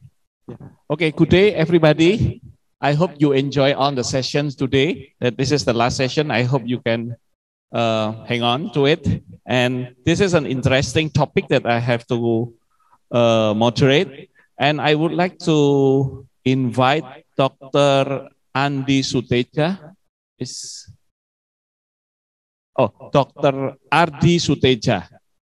And he is from the Chief Indonesian Cyber Security Forum. And maybe he will talk about how with our digital literacy, we are also on the threat and attack of cyber security and how we should cope with the cyber attack on or cyber security that is threaten us nowadays. Okay, you may proceed, Dr. Ardi. Good morning, everyone. Thank you for inviting me to talk about this specific and interesting topic on literacy. Yeah? As we're entering the next phase of the, I call it next phase of the digital transformation program, since we launched our satellite, new satellite just a few days ago from Cape Canaveral. So it is very important now that we have to understand where we are at the moment. Yeah, I see some familiar faces in the room. There's Pak Aswin, Pak Satrio, and I think these are the most senior people in the industry. Yeah, I'm the youngest among them. I started my career in the co-industry many years ago. So I went through many phases of our digital transformation program. And if we go back, I actually started in 1976. I was a witness of our first satellite went into orbit in 1976. That was the first phase for Indonesia entering the digital age in 1976. Back then in 1976, we were the third countries after the US and Canada to operate and manage its own commercial satellite. So what happened since then? As we all know, that we became the consumer of the digital age. And a few days ago, we launched another satellite as a milestone. I think we're going to be in that same position. That's why the issue of literacy is going to be very important, because digital is becoming a way of life. Yeah, Indonesia is going to rely on technology, many technology. Yeah, but unfortunately, we are not yet there, unfortunately. And we will remain as a consumer of technology unless we change the way we look at technology. One of the basic issues why technology does not have not taken off as a prerequisite or a way of life is because we were, from the start, no one ever taught us about technology as a whole. It's not included in any curriculum within the basic education system. Yeah, it's not being taught as a way of life. We're given technology to swallow rather than explore. Yeah, I started to learn technology in a different way. I started to take things apart. Yeah, many years ago when I was I grew up in the US. I went to school in the US. I went to high school in Indonesia. I went again to the US to get my grad and postgrad. Yeah, so I have a different way of thinking. Yeah, I started to take things apart. I remember my father bought a Mustang 51 in the US, and I took the engine apart, and I could not put it back. And there's only two choices: just leave it as it is without putting it back, or we put it back. My father was very upset, so I chose a different way. I tried to put it back. That's the first time I learned to put things together. And at that time, I have a best friend in the US, went to same school, same age. He's now a professor at UC Berkeley in robotics. One of a well-known professor in robotics. His name is George Anwar. George Anwar, we grew up together in the US. So he's one of the best robotic person that I know. And he developed the robotic arm for the space shuttle many years ago. So that was the time that I learned about technology. But unfortunately, not many people went through that phase learning of technology. Yeah, that's one side. Another side, there's an ethics about technology. I also learned this in the US while growing up in the US. That there is an ethics. Yeah, long time ago when we started using the internet, I was the early adopter of internet. There was a word or phrase that everybody used: netiquette. Netiquette is actually the foundation of internet etiquette. Yeah, it's called netiquette. But as things grows, move on, people tend to forget about the etiquette. It's unwritten code of ethics in the internet. And that's why we have many problems in Indonesia with relating to not understanding about etiquette. Yeah. So where do we start to learn? Yeah. Basically, we have a big problem. First of all, it's not in the curriculum. No one ever taught us. Neither the technology provider or the technology owner ever taught us how to use technology properly. We just use it. I refer to this as just pressing the button and think about it later on. If you have a problem, then you start thinking. This is the picture about the digital consumer. You don't even care. Yeah, I know this because I went through this observation many years. I come from the cybersecurity industries, yeah, and I see many problems now relating to security issues, yeah, relating to many things, among others, the social media, misuse of social media, abuse. It's very bad. And I don't think Indonesia is on its own. This is happening, it's a global issue. The other issues relating to the internet, the technology, is also the risk. Yeah. We are now looking at everybody talking about the benefits of technology. Yeah. The good things about technology. Oh, this is best. Yeah. We now hear things about chat, GPT, yeah, AI, Internet of Things. Everybody talks about the good things. But have we ever heard anyone talk about the risks, the bad things? This is when we draw the line. When I talk about risks, I'm the enemy of the technology provider. I was speaking at another session, yeah, a few days ago with the president of Hyundai Indonesia, and I was talking about who says that electric vehicle cannot be hacked. And the president of Hyundai Indonesia whispered to me and said, "Pak, can you not talk about it? Otherwise, my car will not be easy to sell." So I'm the enemy of them. But literacy is now becoming a big issue for us. Yeah. Do we want to be confined in a position where we are just a consumer? Or do we want to learn more? If we are a consumer, then we're going to talk about cybersecurity issues, risks. The next 10, 15 years, who knows? We don't know. But we need to talk about it. And I think the academics, yeah, and the scientific community needs to address these issues. Otherwise, there will be more problems that we're going to face, and we will not be able to understand where the problem starts. The other things I need to reemphasize, yeah, when you talk about technology, you need to look at it from the helicopter view. Looking at things from helicopter view is very important. If you have a hobby in photography, then you know what I'm talking about.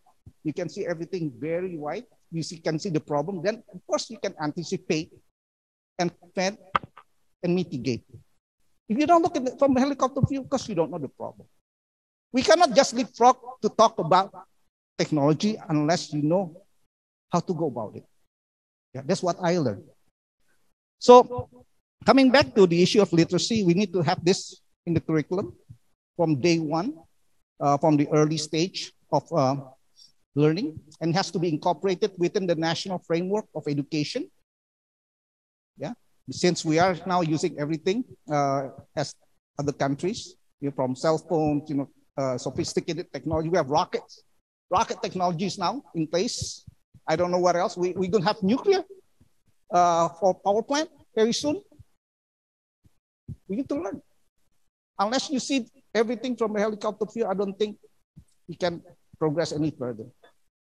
With that in mind, I think I conclude my comment. Unfortunately, my apologies, I don't have anything to present because it's just a table talk. And I hope everyone can concur with what I just tried to express. And thank you so much. Thank you so much, Dr. Adi, with the inspiring talk. Can you please sit here? And with that in mind, that actually digital literacy also comes with ethics, moral conduct, and other things that we have to take care of. And I would like to invite Dr. Kanikar and Dr. Abi and Dr. Ayom to the front so we can chit chat. Huh?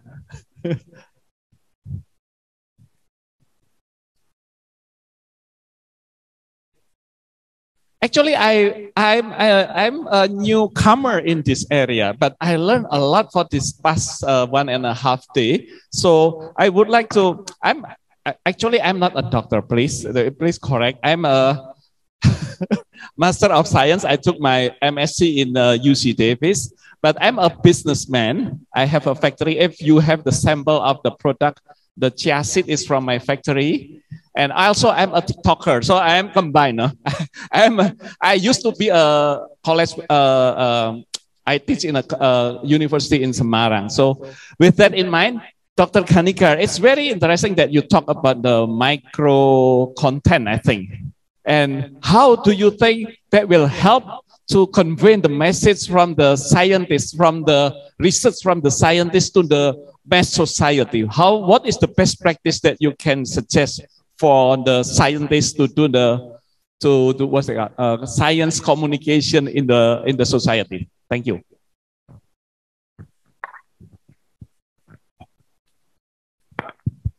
Well, good morning again. I actually want to resonate a lot of things that I hear this morning, especially on science communication and digital literacy. First of all, I think if we are going to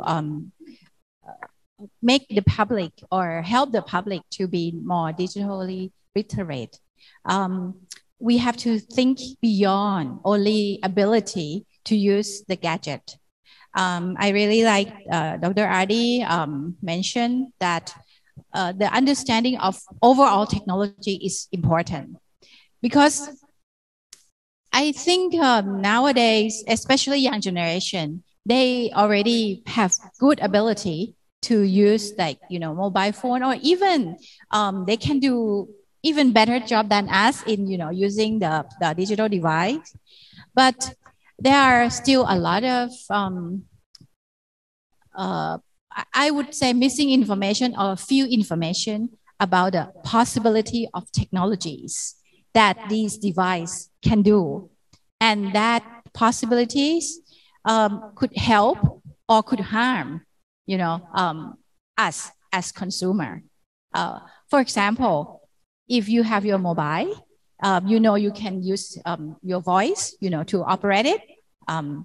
But then sometimes, do you know that some of the function, it detect your voice, it detect what you said, and then it search for some information that you didn't really look through the mobile phone, you didn't browse, but it can detect your voice and then feed some information.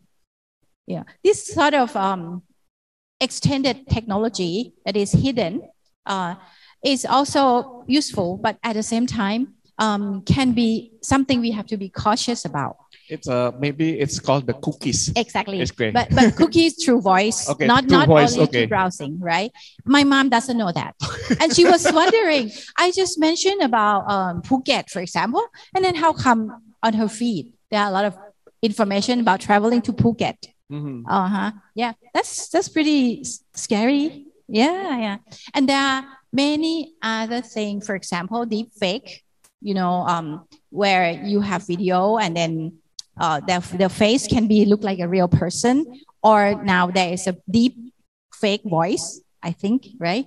Where some technology is trying to develop the voice similar to even videos now. Yeah, right. Now. So I think we have to think about digital literacy more than only using being able to use these gadget things, but the possibility that the technology nowadays is achieving, and then trying to communicate to the public, either young generation, working people like us, or even the senior citizen, that these are possible and is upcoming. Yeah, that's that I like to resonate from a lot of talk this morning. Okay. Yeah. Maybe thank you, Dr. Kanikar.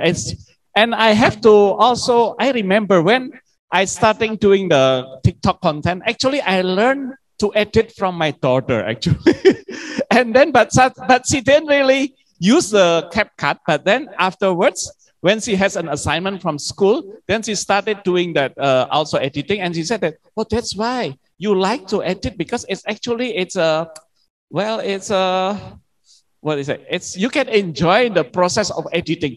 She teach me, but she never go through that learning process actually. And it's very interesting that you also mentioned that not only that science communication is important, digital literacy is important, but also they have to be aware of the other factor, hidden upcoming technology. The upcoming technology, okay.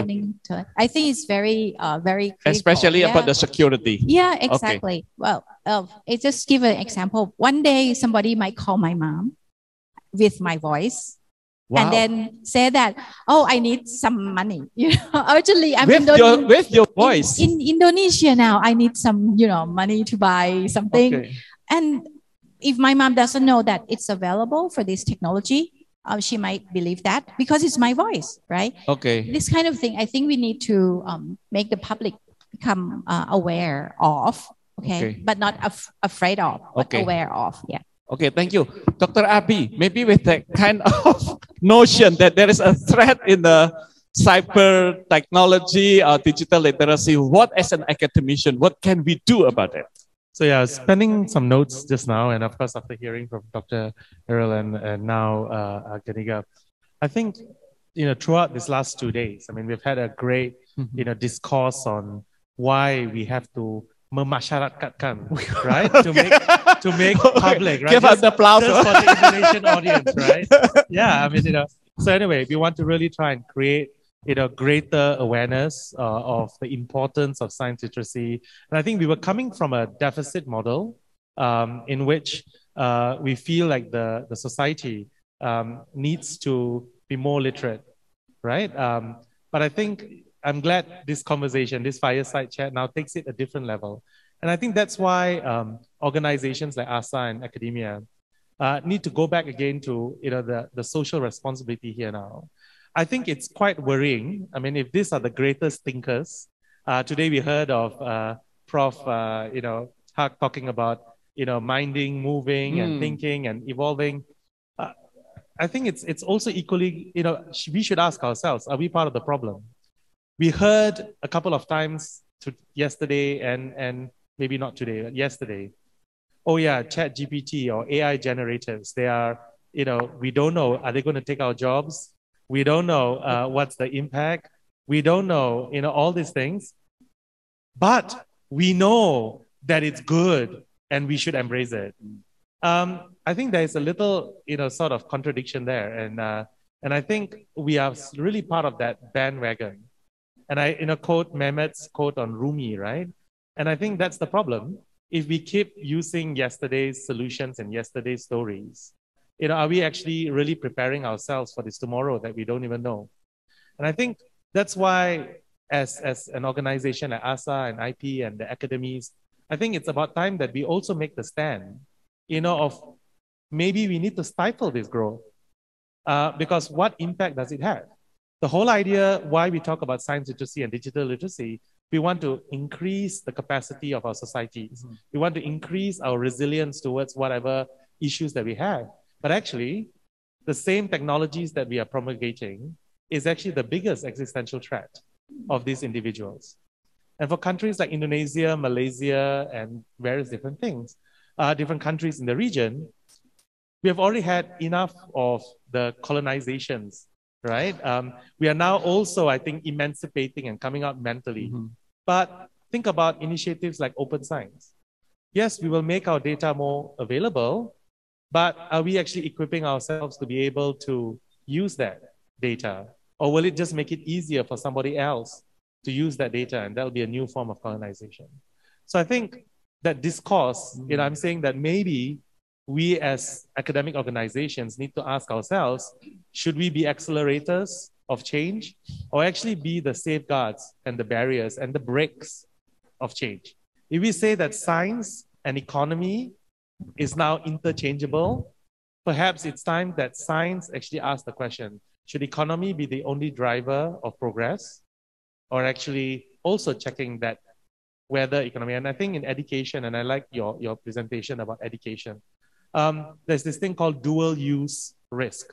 And it's been used primarily in biology and genetics, where the question is, can you actually, when you modify a particular bacteria or virus and it gains a function, can that function be actually misused by individuals? But I think today you'll find dual use risk applies to every single technology.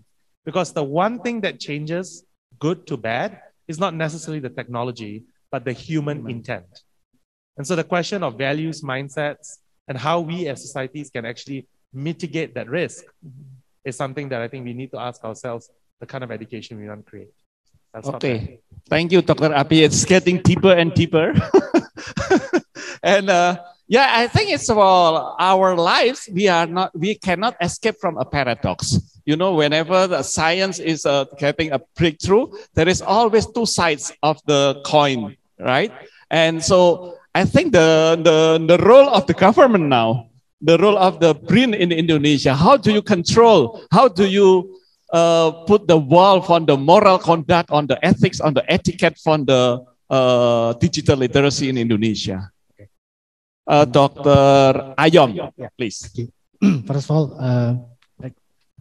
actually, I represent the Professor Agus, so yeah. I try to answer with my background. Okay. Yeah? Because Professor Agus have another meeting.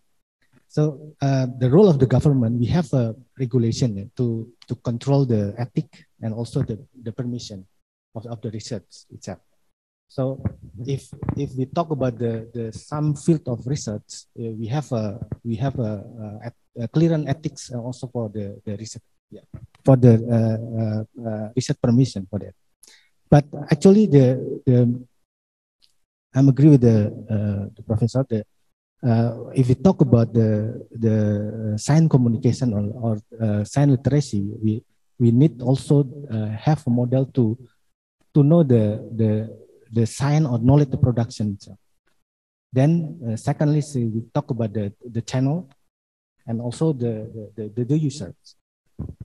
If we talk about the production of knowledge, I'm agree with that. Not only how do we control not science and also for the data. Right? We know about the open science. That's why in our regulation we have we call it the data owner. Data owner have to send the backup to the national repository, and the using of the data is have right from the data owner. Data owners not only for the primary data, the research data, also have the research output also. That's why we control it from the ethics, clearance, and also for the data and the output. And I think the digital literacy and digital technology, it's control for that, because every researcher for future have a single user, single sign-on user to control for the permission, funding, and also for the publication. They say for the future. Okay, so there is this is especially for the research data. Is that right? Is that especially for research data? But actually now the problem is also like Dr. Abi said that supposedly from what I know, like Google Map. You use Google Map a lot, but actually they benefit from our data they can sell the data, who is going to the mall and home, where they go, what's the favorite place from the Google Map. So can you regulate that kind of, what is it called? Data that they can sell to other parties? I don't, Dr. Abi or Dr. Ayom. Oh, yeah, Dr. Abi, okay. What? Yeah, that's the ethic. How is it going to the regulation or the ethics? Yes, thank you. Let me just comment on that. Yeah. Now we have the Data Privacy Act in place, which is number 27, year 2022. Yeah. Basically, the Data Privacy Act stipulate something which is more similar to what they have in Europe, which is the GDPR. And whereas within that regulation is stipulated that everything that we manage in terms of data, yeah, we need, if we want to do transfer data or remove the data from, we call people who process data is called data processor. Yeah, we need to have a consent. Basically, the ethic is consent. Wow. You want to move something which is not your property, of course, the ethic, it's a common sense. You need to have a consent from those who own the data. And this is also relates to something which I think, many, though we intellectual property, yeah, we need to have something similar to that. Yeah. So now, because there's a large volume of data in various places, it's going to be very challenging for everyone to get a consent on those, because the ownership of those data, some are proprietary, some are not, is very challenging. Just so many fields that we need to address, and of course, there's a lot of grounds to cover, and there's always some loophole in between. Okay. So we need to understand this from very wide perspective, and I think we need to have some kind of agreement among ourselves. I think we should start with the academics, yeah, of course, because the ethics starts from there, and we can echo this to the community. Otherwise, I don't think the community will ever learn what's the risks and so on. Because I tell you what's happened within my industry. Yeah, if we talk about data pilferage, data breach, apparently big data can be profiled. And I keep telling everybody, look, if somebody breach your repository and collected data, then that person might know more about me compared to myself. Yes. This is what happened. This is the reality of life now. There are very clever people out there, yes, that can conduct profiling on just a basic data, and they will know more about you than yourself. Yes. This is the danger. And I think, I don't know, I think my colleagues here will agree on that. We need to think something, in terms of how to come up with the ethics. I think the place to start is the academics. Okay, thank you, Dr. Ardi. Yeah, I think Facebook knows more about what is our favorite color than us. Huh? And from the consent, right? It's a consent from the party. But actually, what happened in reality when you add an application or something? You check. You agree or not agree? You never read the term and condition actually. So what should we teach the user for the era of digital literacy, Dr. I think this is a very good example of digital. What do we need to do more on digital literacy?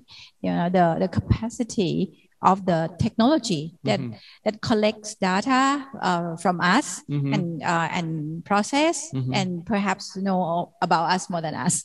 Yeah, I think my browser, how do you call it? They know me more than me. Yeah, but but it's a complicated technology in a way.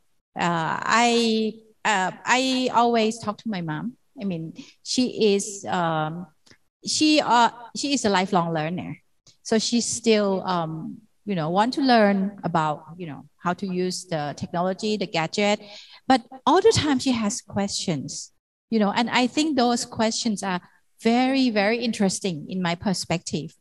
For example, she asked me, well, how the QR code. When you scan everywhere. Yeah. She said, how come there's so many QR codes and it can be in every country, everywhere, who generate it, and how do they make it? How can we make sure it's safe? My mom is 84. Oh. Yeah, but she still have these sort of questions every day. Yesterday, she tried to call me because there's some problem with her line, and she wants to press yes, but she feel not comfortable with it. Oh, that's digital literacy. She said, no, I want to press yes, but I shouldn't. So I call my daughter and check. Okay, so this is what I'm trying to say is that the public has a lot of questions. They still have a lot of questions. They are aware of some danger, but where can they find the answer? If my mom doesn't have a daughter who Like a little you? bit Yeah. literate. Okay. Where can she find a simple answer? Okay, for her, just to survive daily routine, you know, to in the digital world. One thing I would like to say, maybe even in business nowadays, whenever you buy something new, television, refrigerator, they ask you to scan for manuals, and actually it's not very easy for like senior people or even in my generation. But then we also have to equip them how to use it easily. You know what I mean? We want them to use it for sure. It save a lot of things. It's green, but how can we facilitate those and make them ready to be able to live in the digital era? You know, with comfort mind. You know, and with their own safety as well. Okay. Yeah. Thank you. Actually, it's interesting that Dr. Kanika points about Dr. Kim presentation. Actually, it's about how. The question of how you have to, and now we know the problem. There is a problem of senior citizen needs digital literacy, right? So what do you think, Dr. Abi? Yeah, so I'm going to just take a few steps Okay. back, you know, just in response of the earlier question. Okay. So I think I totally agree. You know, this whole idea of consent and this whole notion of artificial notion that we are actually getting informed consent because it's really not informed. And yet we allow for it. But I want to go back to also Professor Huck's presentation again. But it's not just the how. I think we need to go back to the what. I think a lot of times, and I think this is called the streetlight syndrome, we always ask questions that we want to answer or the one that we know the answer.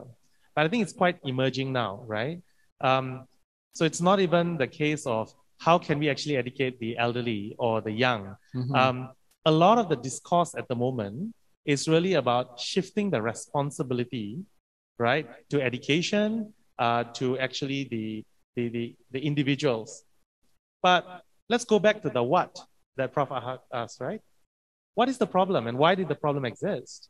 And a lot of it's driven by economic reasons.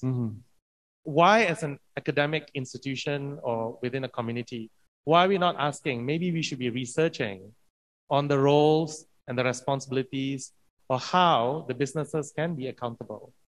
Why is it that we agree that, for example, when a drug is found to cause certain damages and if certain things were not disclosed at the state or not disclosed properly, the drug company can actually be held accountable for? Why is it that social media companies are not held at the same level of accountability, yet they're allowed to actually make a lot of money? I think this is something that, you know, when we think about our role and, you know, the fantastic work that shared communication has done, I think a lot of it now is still focused on us taking on the responsibility. We think that we as educators or academics can actually come up with the best module to actually improve. And I'm not saying that that will not help. It will. But is that the what question that we should be asking? Okay. Wow. So Pak Prof Ayam, gimana ini? Apa? What? Yeah. Okay. I think I will talk more generally. Yeah. Okay. And if we talk about our law, we have the law. Okay. Number 11/2019. We will protect our knowledge, the data, the bumi, air, laut, all is for the national need. So as long as we can protect that, it's okay. This related also. If we talk about the 5 special field, biodiversity, language, something like that, we have to protect for the national security. And we also have experience with this is maybe interesting. We have a program acquire local knowledge. This is how we empowering the people for the local wisdom.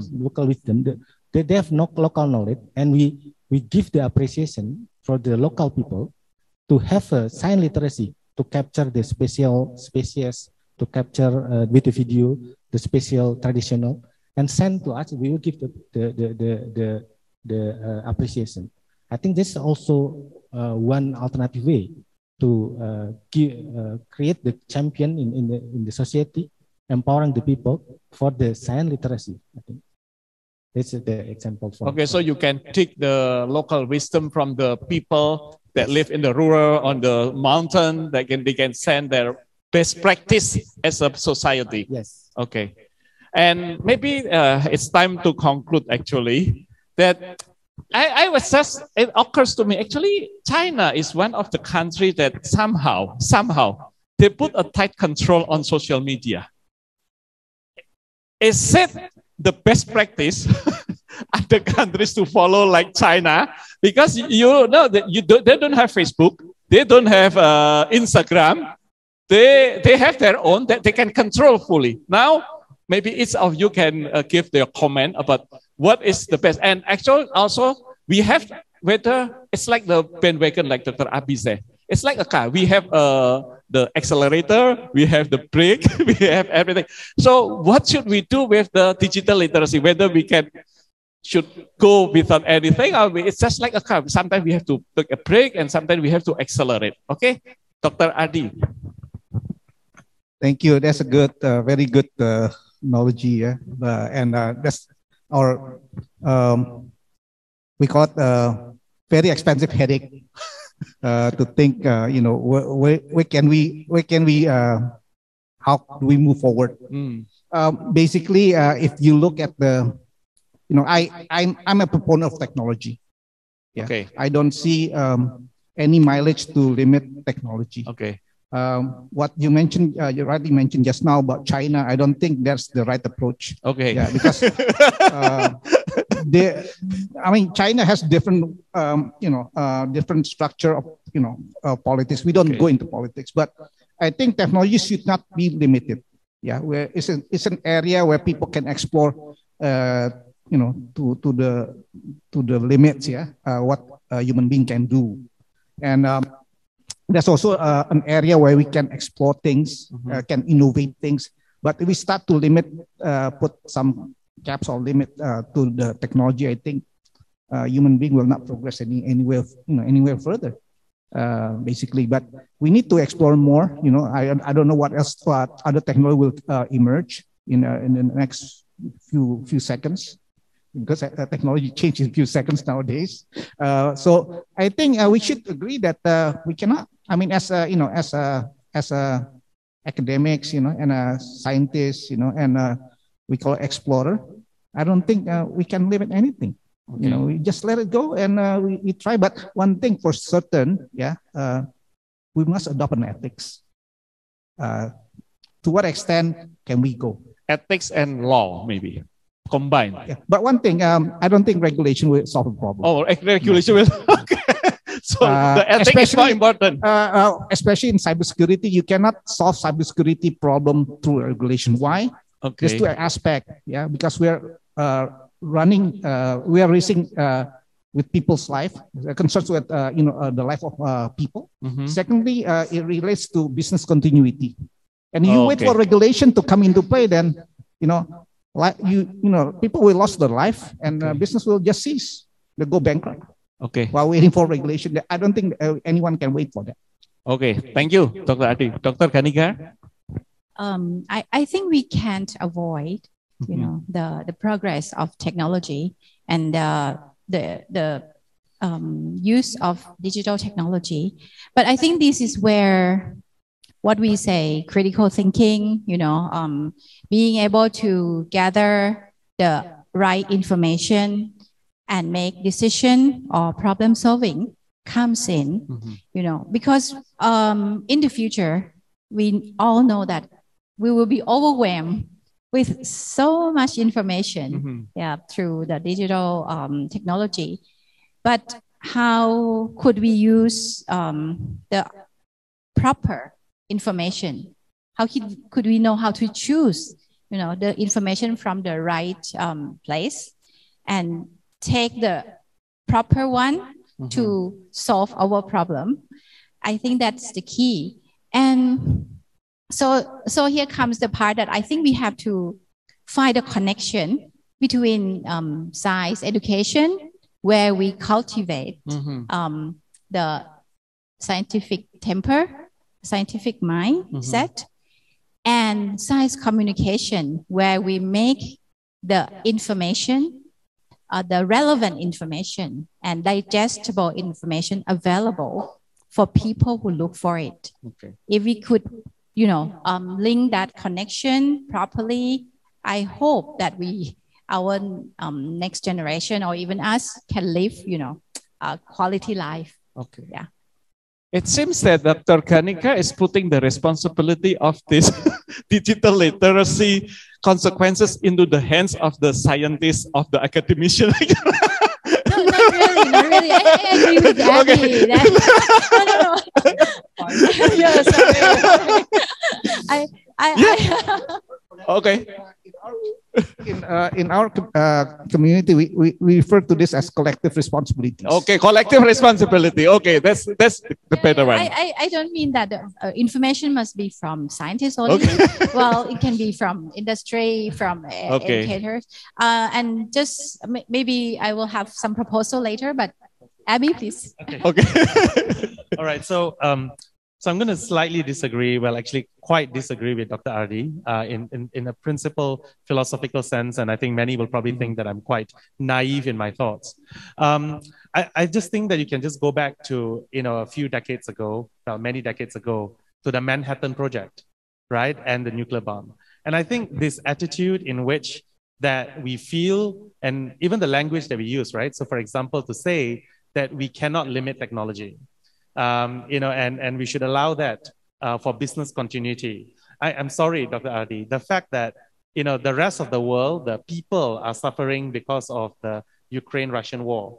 At the same time, the biggest oil companies like Aramco and whatever it is are recording the highest and the biggest profits altogether. And to suggest that, we got to find that balance in business continuity, I'm not so sure that's really the correct answer. And I think that is just the same thing like vape and tobacco, to suggest that, oh yeah, vape creates a lot of jobs, tobacco plants, and maybe not that bad in addiction, the data out there will suggest any different. So I think we have to be very careful in the words that we choose and narratives, and it's ironic that we are here So I think also suggesting that regulations don't work is also perhaps not true. I think ethics alone doesn't work, right? Because the bad actors will be bad actors, right? The ones that are involved in disinformation is going to promulgate that disinformation, but they rely on people to be actually having that misinformation, unguided way of actually disseminating that information. So I want to use that same, I like the reason why I say I don't completely disagree with you, because you talk about that collective responsibility. Yes. And I think this is where we need to talk about collective accountability too. And this is where we can't just go and think about education or science communication on the ground as the only solution. But I think as organizations and leaders, we got to think about our role to keep the businesses accountable. And we maybe need more evidence and research to explain the damage that is going to happen. So it's not about limiting technology, but we need to think about limiting access to technology. To the question of China, you notice that I didn't say anything because my favorite comedian, Uncle Roger, I don't know whether he's popular here, just got canceled by China. So I'm not going to say anything. But I just want to bring up that point that it's true, sometimes you actually need strong political will. A lot of times in academic discourse, we say that we should take politics out of science, but we can't, because science is political. Science is informing decisions. And if decisions need to be matter, it has to be political. What science cannot be is partisan. So as scientists, we need to ensure that it's the evidence that actually speaks for what it needs to speak. So to that question, going back to where, whether China's model or whatever it is, I feel that there are actually some benefits of actually having strong regulation to say that, no, enough is enough. But the question is, the person that's regulating, who regulates that? And I think that's the key. The next level, to decide whether which model works better than the other. Okay. Yeah. Thank you. I just add some point. I'm agree. Science literacy is global, but I think Indonesia have a special condition. That's why we have to design to fit with our condition, and we have to look also for our local advantage. to expose the science literacy. We also have an interesting example. If you remember the storm in Jakarta, that's how the scientists would communicate their research result with the social media. And if we cannot control how they communicate, which will we know that happen is some chaos. That's why I'm agree ethics and the association organization like we have a researcher association also can contribute. Okay, thank you. Actually, thank you. Give a big applause for all the speakers. And well, the conclusion is nobody agrees on everything. and it's, yeah, we need a new solution. But I would like to quote who quote the Buddha that time. I think the term is called ehipasiko. I think the term of the Buddha saying that one is called ehipasiko. You have to filter before you use it or you share it. So with that in mind, maybe that's what we have to cultivate in the mind of the youngster, of the millennial, for the academician, that how to cultivate the mind of ehipasiko. You have to all filter the best with your wisdom, with your knowledge, with your competence before you share it or before you do something, before you make a video. But at the same time, the government, the organization, or the association also responsible to safeguard of the moral conduct of the ethics and the etiquette for digital literacy. And it's a challenge for all of us, and we still have a long way to go, and there will be a new discovery, a new technology, and new controversy. Okay, a big applause for all of us. Thank you very much for the nice and warm and insightful discussion. Thank you. Thank you. Thank you. Thank you. Thank you. Thank you. Thank you. Thank you.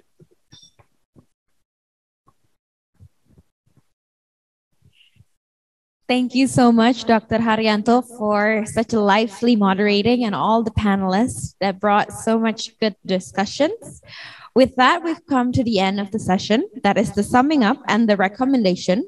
I am calling upon Professor Hak-Soo Kim, the life member of Public Communication on Science and Technology, and the founder of AASSA Special Committee on Shared Communication, and Dr. Aristotle Charandang, Director, Institute of Indigenous Science, Technology, Arts and Society, Philippine Women's College of Davao from Davao City, Philippines. The floor is yours.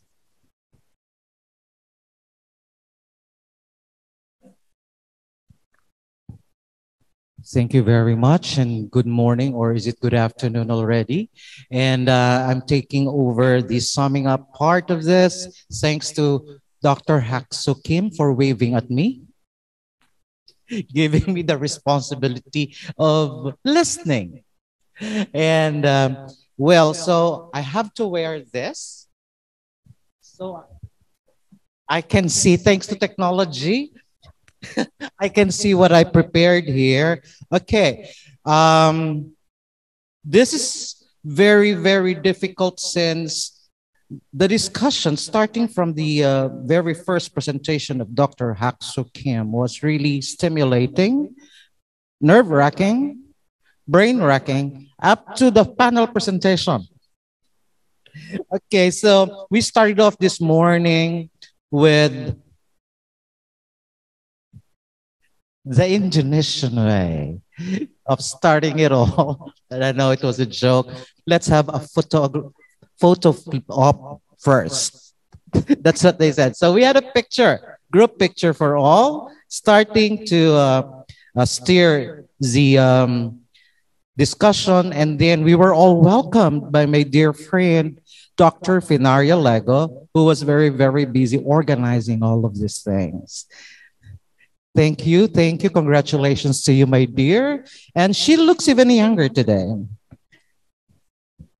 Okay. And then there came one of the delicious meats of the morning when Dr. Hak-Soo Kim presented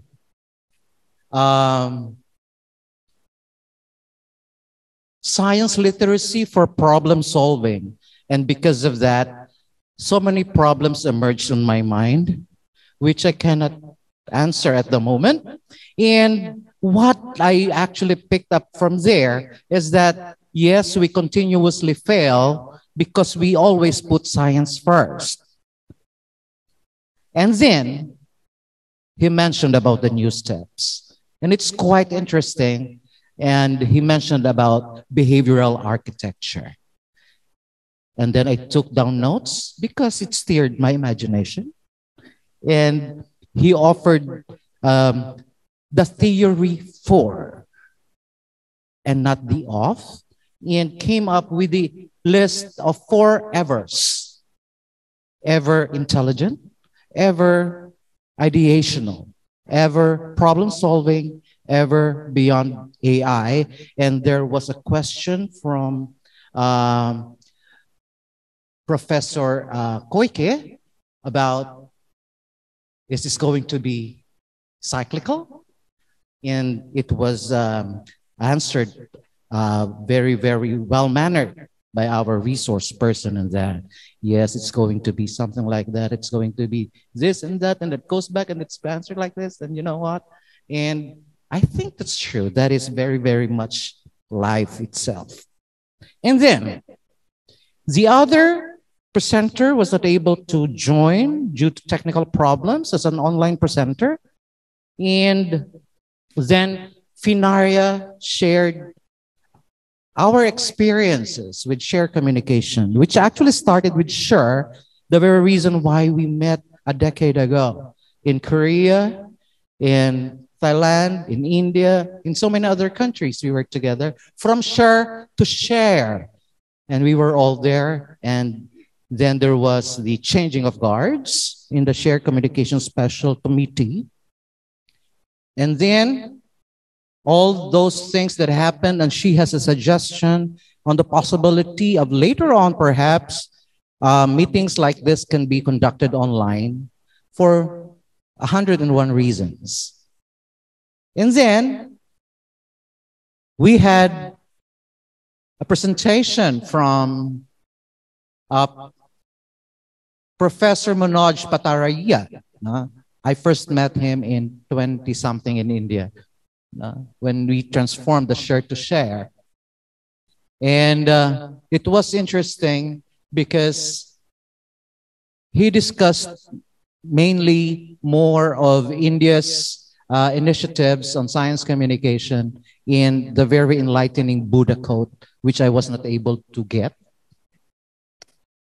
Okay, so thank you for that, Manoj. And then we had Dr. Vishnu Pratap Singh for the e-training course in science journalism. And he explained the different e-training that they conducted, including the science journalism in India and their engagement, and India's engagement since 1880. And then it was followed by Dr. Inaya Rekmani, communicating social science in the digital times, which was very interesting for me because I'm in the same field. And she mentioned about the symptoms of the different economic and social conditions brought about by social media. Then it was followed by Mr. Ahmad Nurhazin. I hope I'm pronouncing all the names here correctly, on science communication in Indonesia, from progress and challenge. And yes, including the presentation of for that part by my dear friend Dia, Dr. Dia of Dr. Rabbit. Again, I also met her first time in Korea. That was followed in Thailand and Indonesia, you know. And then it was very interesting because she was actually telling us that we have to prepare our children for the future. And that's very, very nice. And then came a totally different performance by having it a panel discussion, thanks to the very able moderator, my newfound friend, a vlogger, a professional one. No? We had an X deal this morning. That's part of the synthesis. Okay? He said he's not a doctor, but he has his Master of Science. So I shall call you Professor Halim. And he was a very able moderator, handling properly this 1, 2, 3, 4 people with varying interests and thoughts on different matters, including, I hope I'm pronouncing your name correctly, Dr. R.D. Suteja, Dr. Ganigar Chen. Thank you very much for the photos and videos yesterday. Professor Abby Sodip, Professor Argus was represented by Dr. Ion Widi Paminto. Did I say that right? Yeah. Okay, and then the discussion really went on from ethics to practices, the different needs and wants in the digital age, especially the mother of Dr. Ganigar Chen. No, well, I love my mom, our mothers, of course. Her mother is the same age as my mother, and she's very curious. 84. Our mothers are both 84. But she doesn't want us to learn more about the cell phone. Okay, and then it was really a very interesting thing because there was a mention on collective responsibility, and then they added on something like, if there's always responsibility, there has to be collective accountability. And, you know, to be proper in life, responsibility should always be balanced by accountability. And then, this is the best part, nothing. Nobody agrees on everything. And so that is the summing up for today's. And I would like to close this with a quote, as everybody uses a quote, from my namesake Aristotle. He said once when he was still alive, the roots of education are bitter, its fruits sweet. Thank you very much and good morning.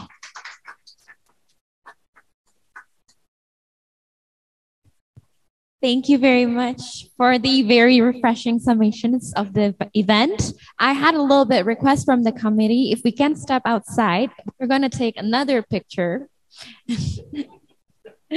We started the Indonesian way. We ended it also the Indonesian way. And then follow with that, we're going to have lunch. And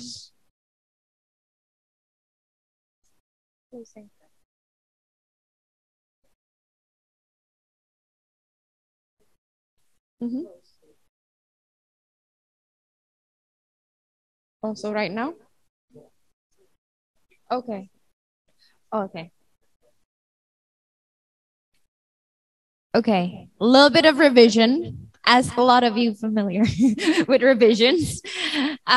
We will have recommendations and closing, followed with photo and lunch, and a little bit of city tour of Jakarta. So please, for the recommendations. Yes. And then for the city tour, we hope that we could start from the hotel at 2 p.m. Okay, so shall we continue?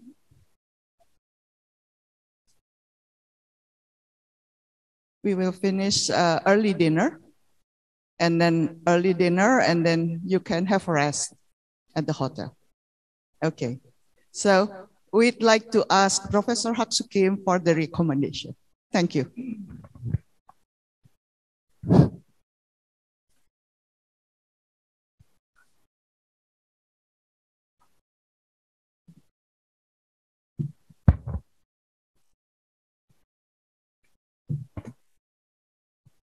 We have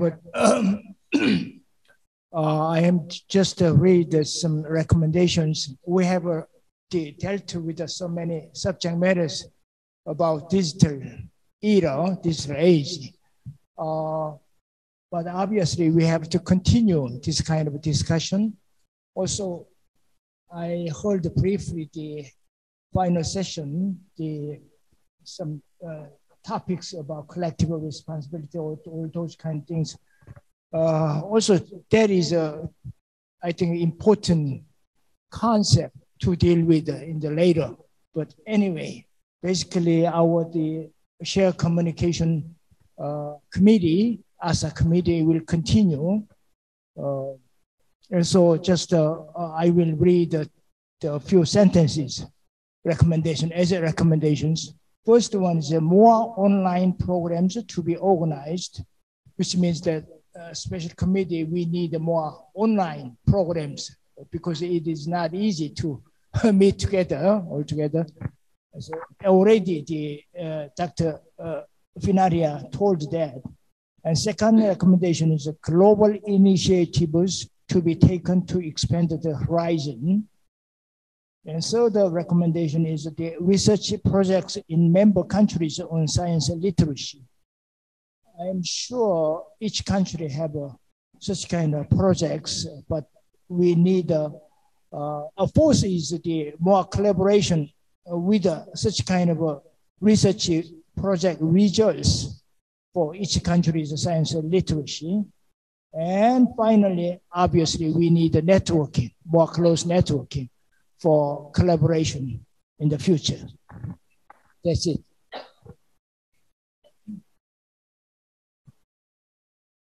Okay. Thank you, Professor Kim. Now, at the end of this, I think we should close this seminar first, and after that we can have lunch. And we will have, before lunch, make a picture outside. Is that okay?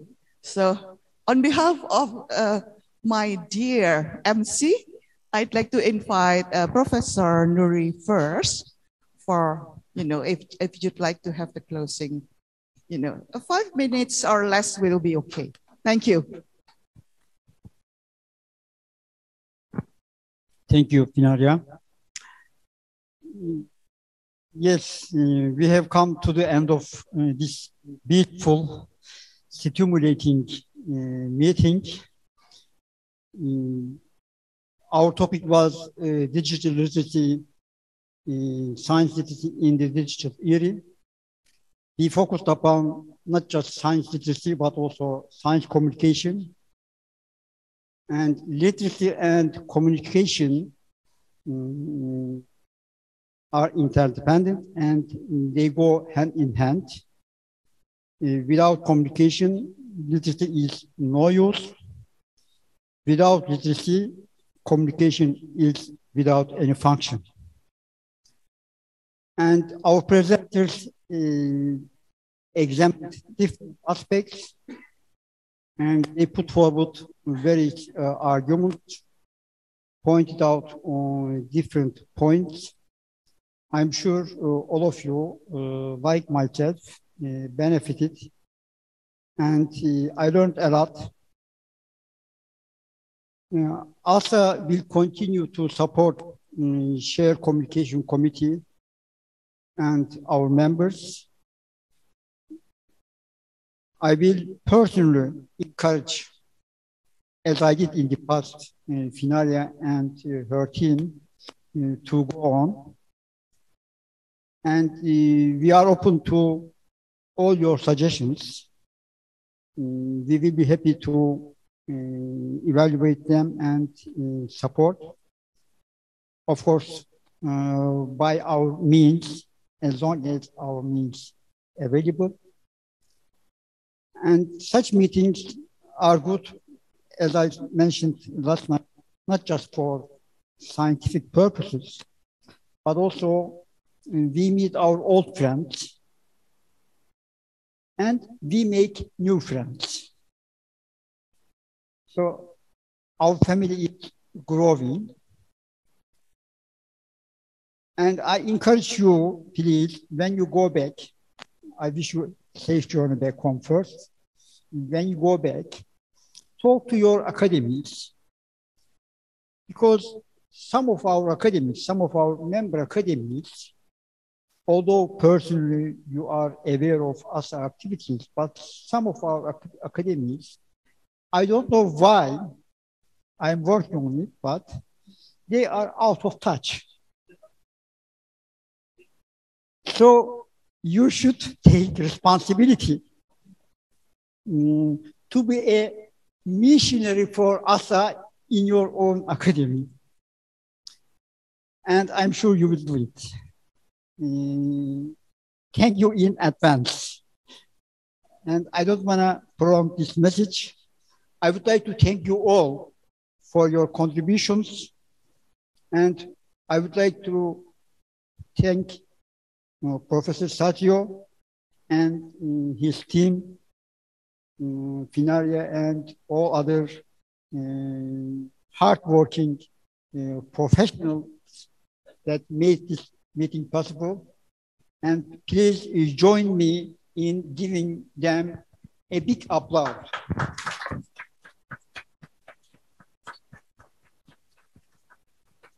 Thank you very much. Thank you, Professor Nuri Judusef. Now, for the last one, and I forget to mention before, Professor Satrio gave a full support from the beginning at 2015. Yeah, I should mention this. But at that time, Professor Satrio is the vice chair of IP. Vice president, sorry. But now he's the president, and the support is, getting higher and higher. So this is a good one. So finally, we would like to ask you, Professor Satrio.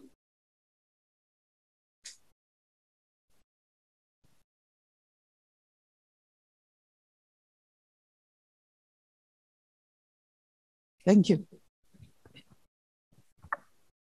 Thank you, Bu Fin.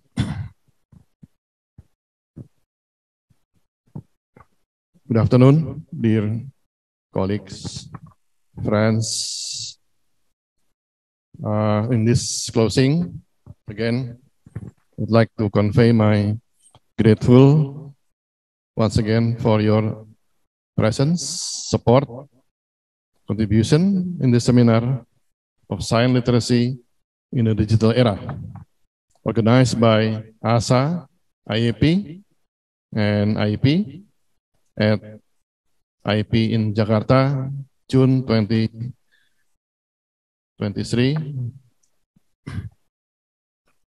I can see that this seminar is a long journey of shared communication since 2015, of the concerto efforts from each member of the committee, as well as colleagues who have passion in nurturing shared communication. So I think we can witness that if we do something with passion, it will last almost forever, at least long lasting. But if we conduct something without passion, with some interest which is not your passion, I don't think it will last. Yeah, it was 1, 2 term, after that disappear, because so why we have to have passion in our life is that so we can conduct our activity long lasting and benefit the people. An example of this is shared communication, because I noticed some of the people from the beginning of the share without a program has been there, and even now they get together. So it's like a binding among the member of the committee. It's a good example. I appreciate very much. Where the noteworthy recommendation yielded from each seminar and workshop are significant for today's activities. I'm glad that I'm part of nurturing that long journey too since 2015. I believe that the action proposed will find a room on your action plans because they are interconnected to all of us globally. I appreciate the shared communication speakers who have the passion in different and various paths, but at the end, the objective and output are accumulated to the well-being of nationwide. How we could make use of this digital technology development without being trapped in it. should always consider by using its application. I think we all know that the advancement of technology, especially the digital technology, for sure, it will not make our life easier. Even it will make our life more difficult and complicated. So the issue is how we can cope with this challenge for the future, with full of uncertainty and complexity. One of the solutions perhaps is having a very intensive and robust science communication in science literacy. As the Vice Chair of AASSA and the host of IP, I would personally convey my sincere appreciation for the valued contribution and supports from you all, and for your passion following the dance program, for the friendship to make this seminar lively and happy. I hope they are deeply committed to the essential recommendation seminar and thinking about collaborating program with members. I think in the seminar, we agree that we don't know what we don't know, right? I should end by congratulating us for this lively seminar. Our apology when there were always hindrances of practice during the event. I would express our deepest gratitude to all parties who have contributed to the seminar, to IAP, AASSA, Kominfo, and our National Library of Indonesia. My big thanks to the organizing committee who worked effortlessly to realize this seminar. Without all of you, we cannot make this seminar a successful one. Have a safe journey this evening and tomorrow. I hope we will meet again in person in other seminar and workshop with passion. May God the Almighty bless us all. Thank you. Thank you so much, Professor Satrio. Now this time is to take picture. Oh, good, good. So prepare your big smile for the picture. Thank you so much, and thank you so much for coming, all of you. Shall we move outside?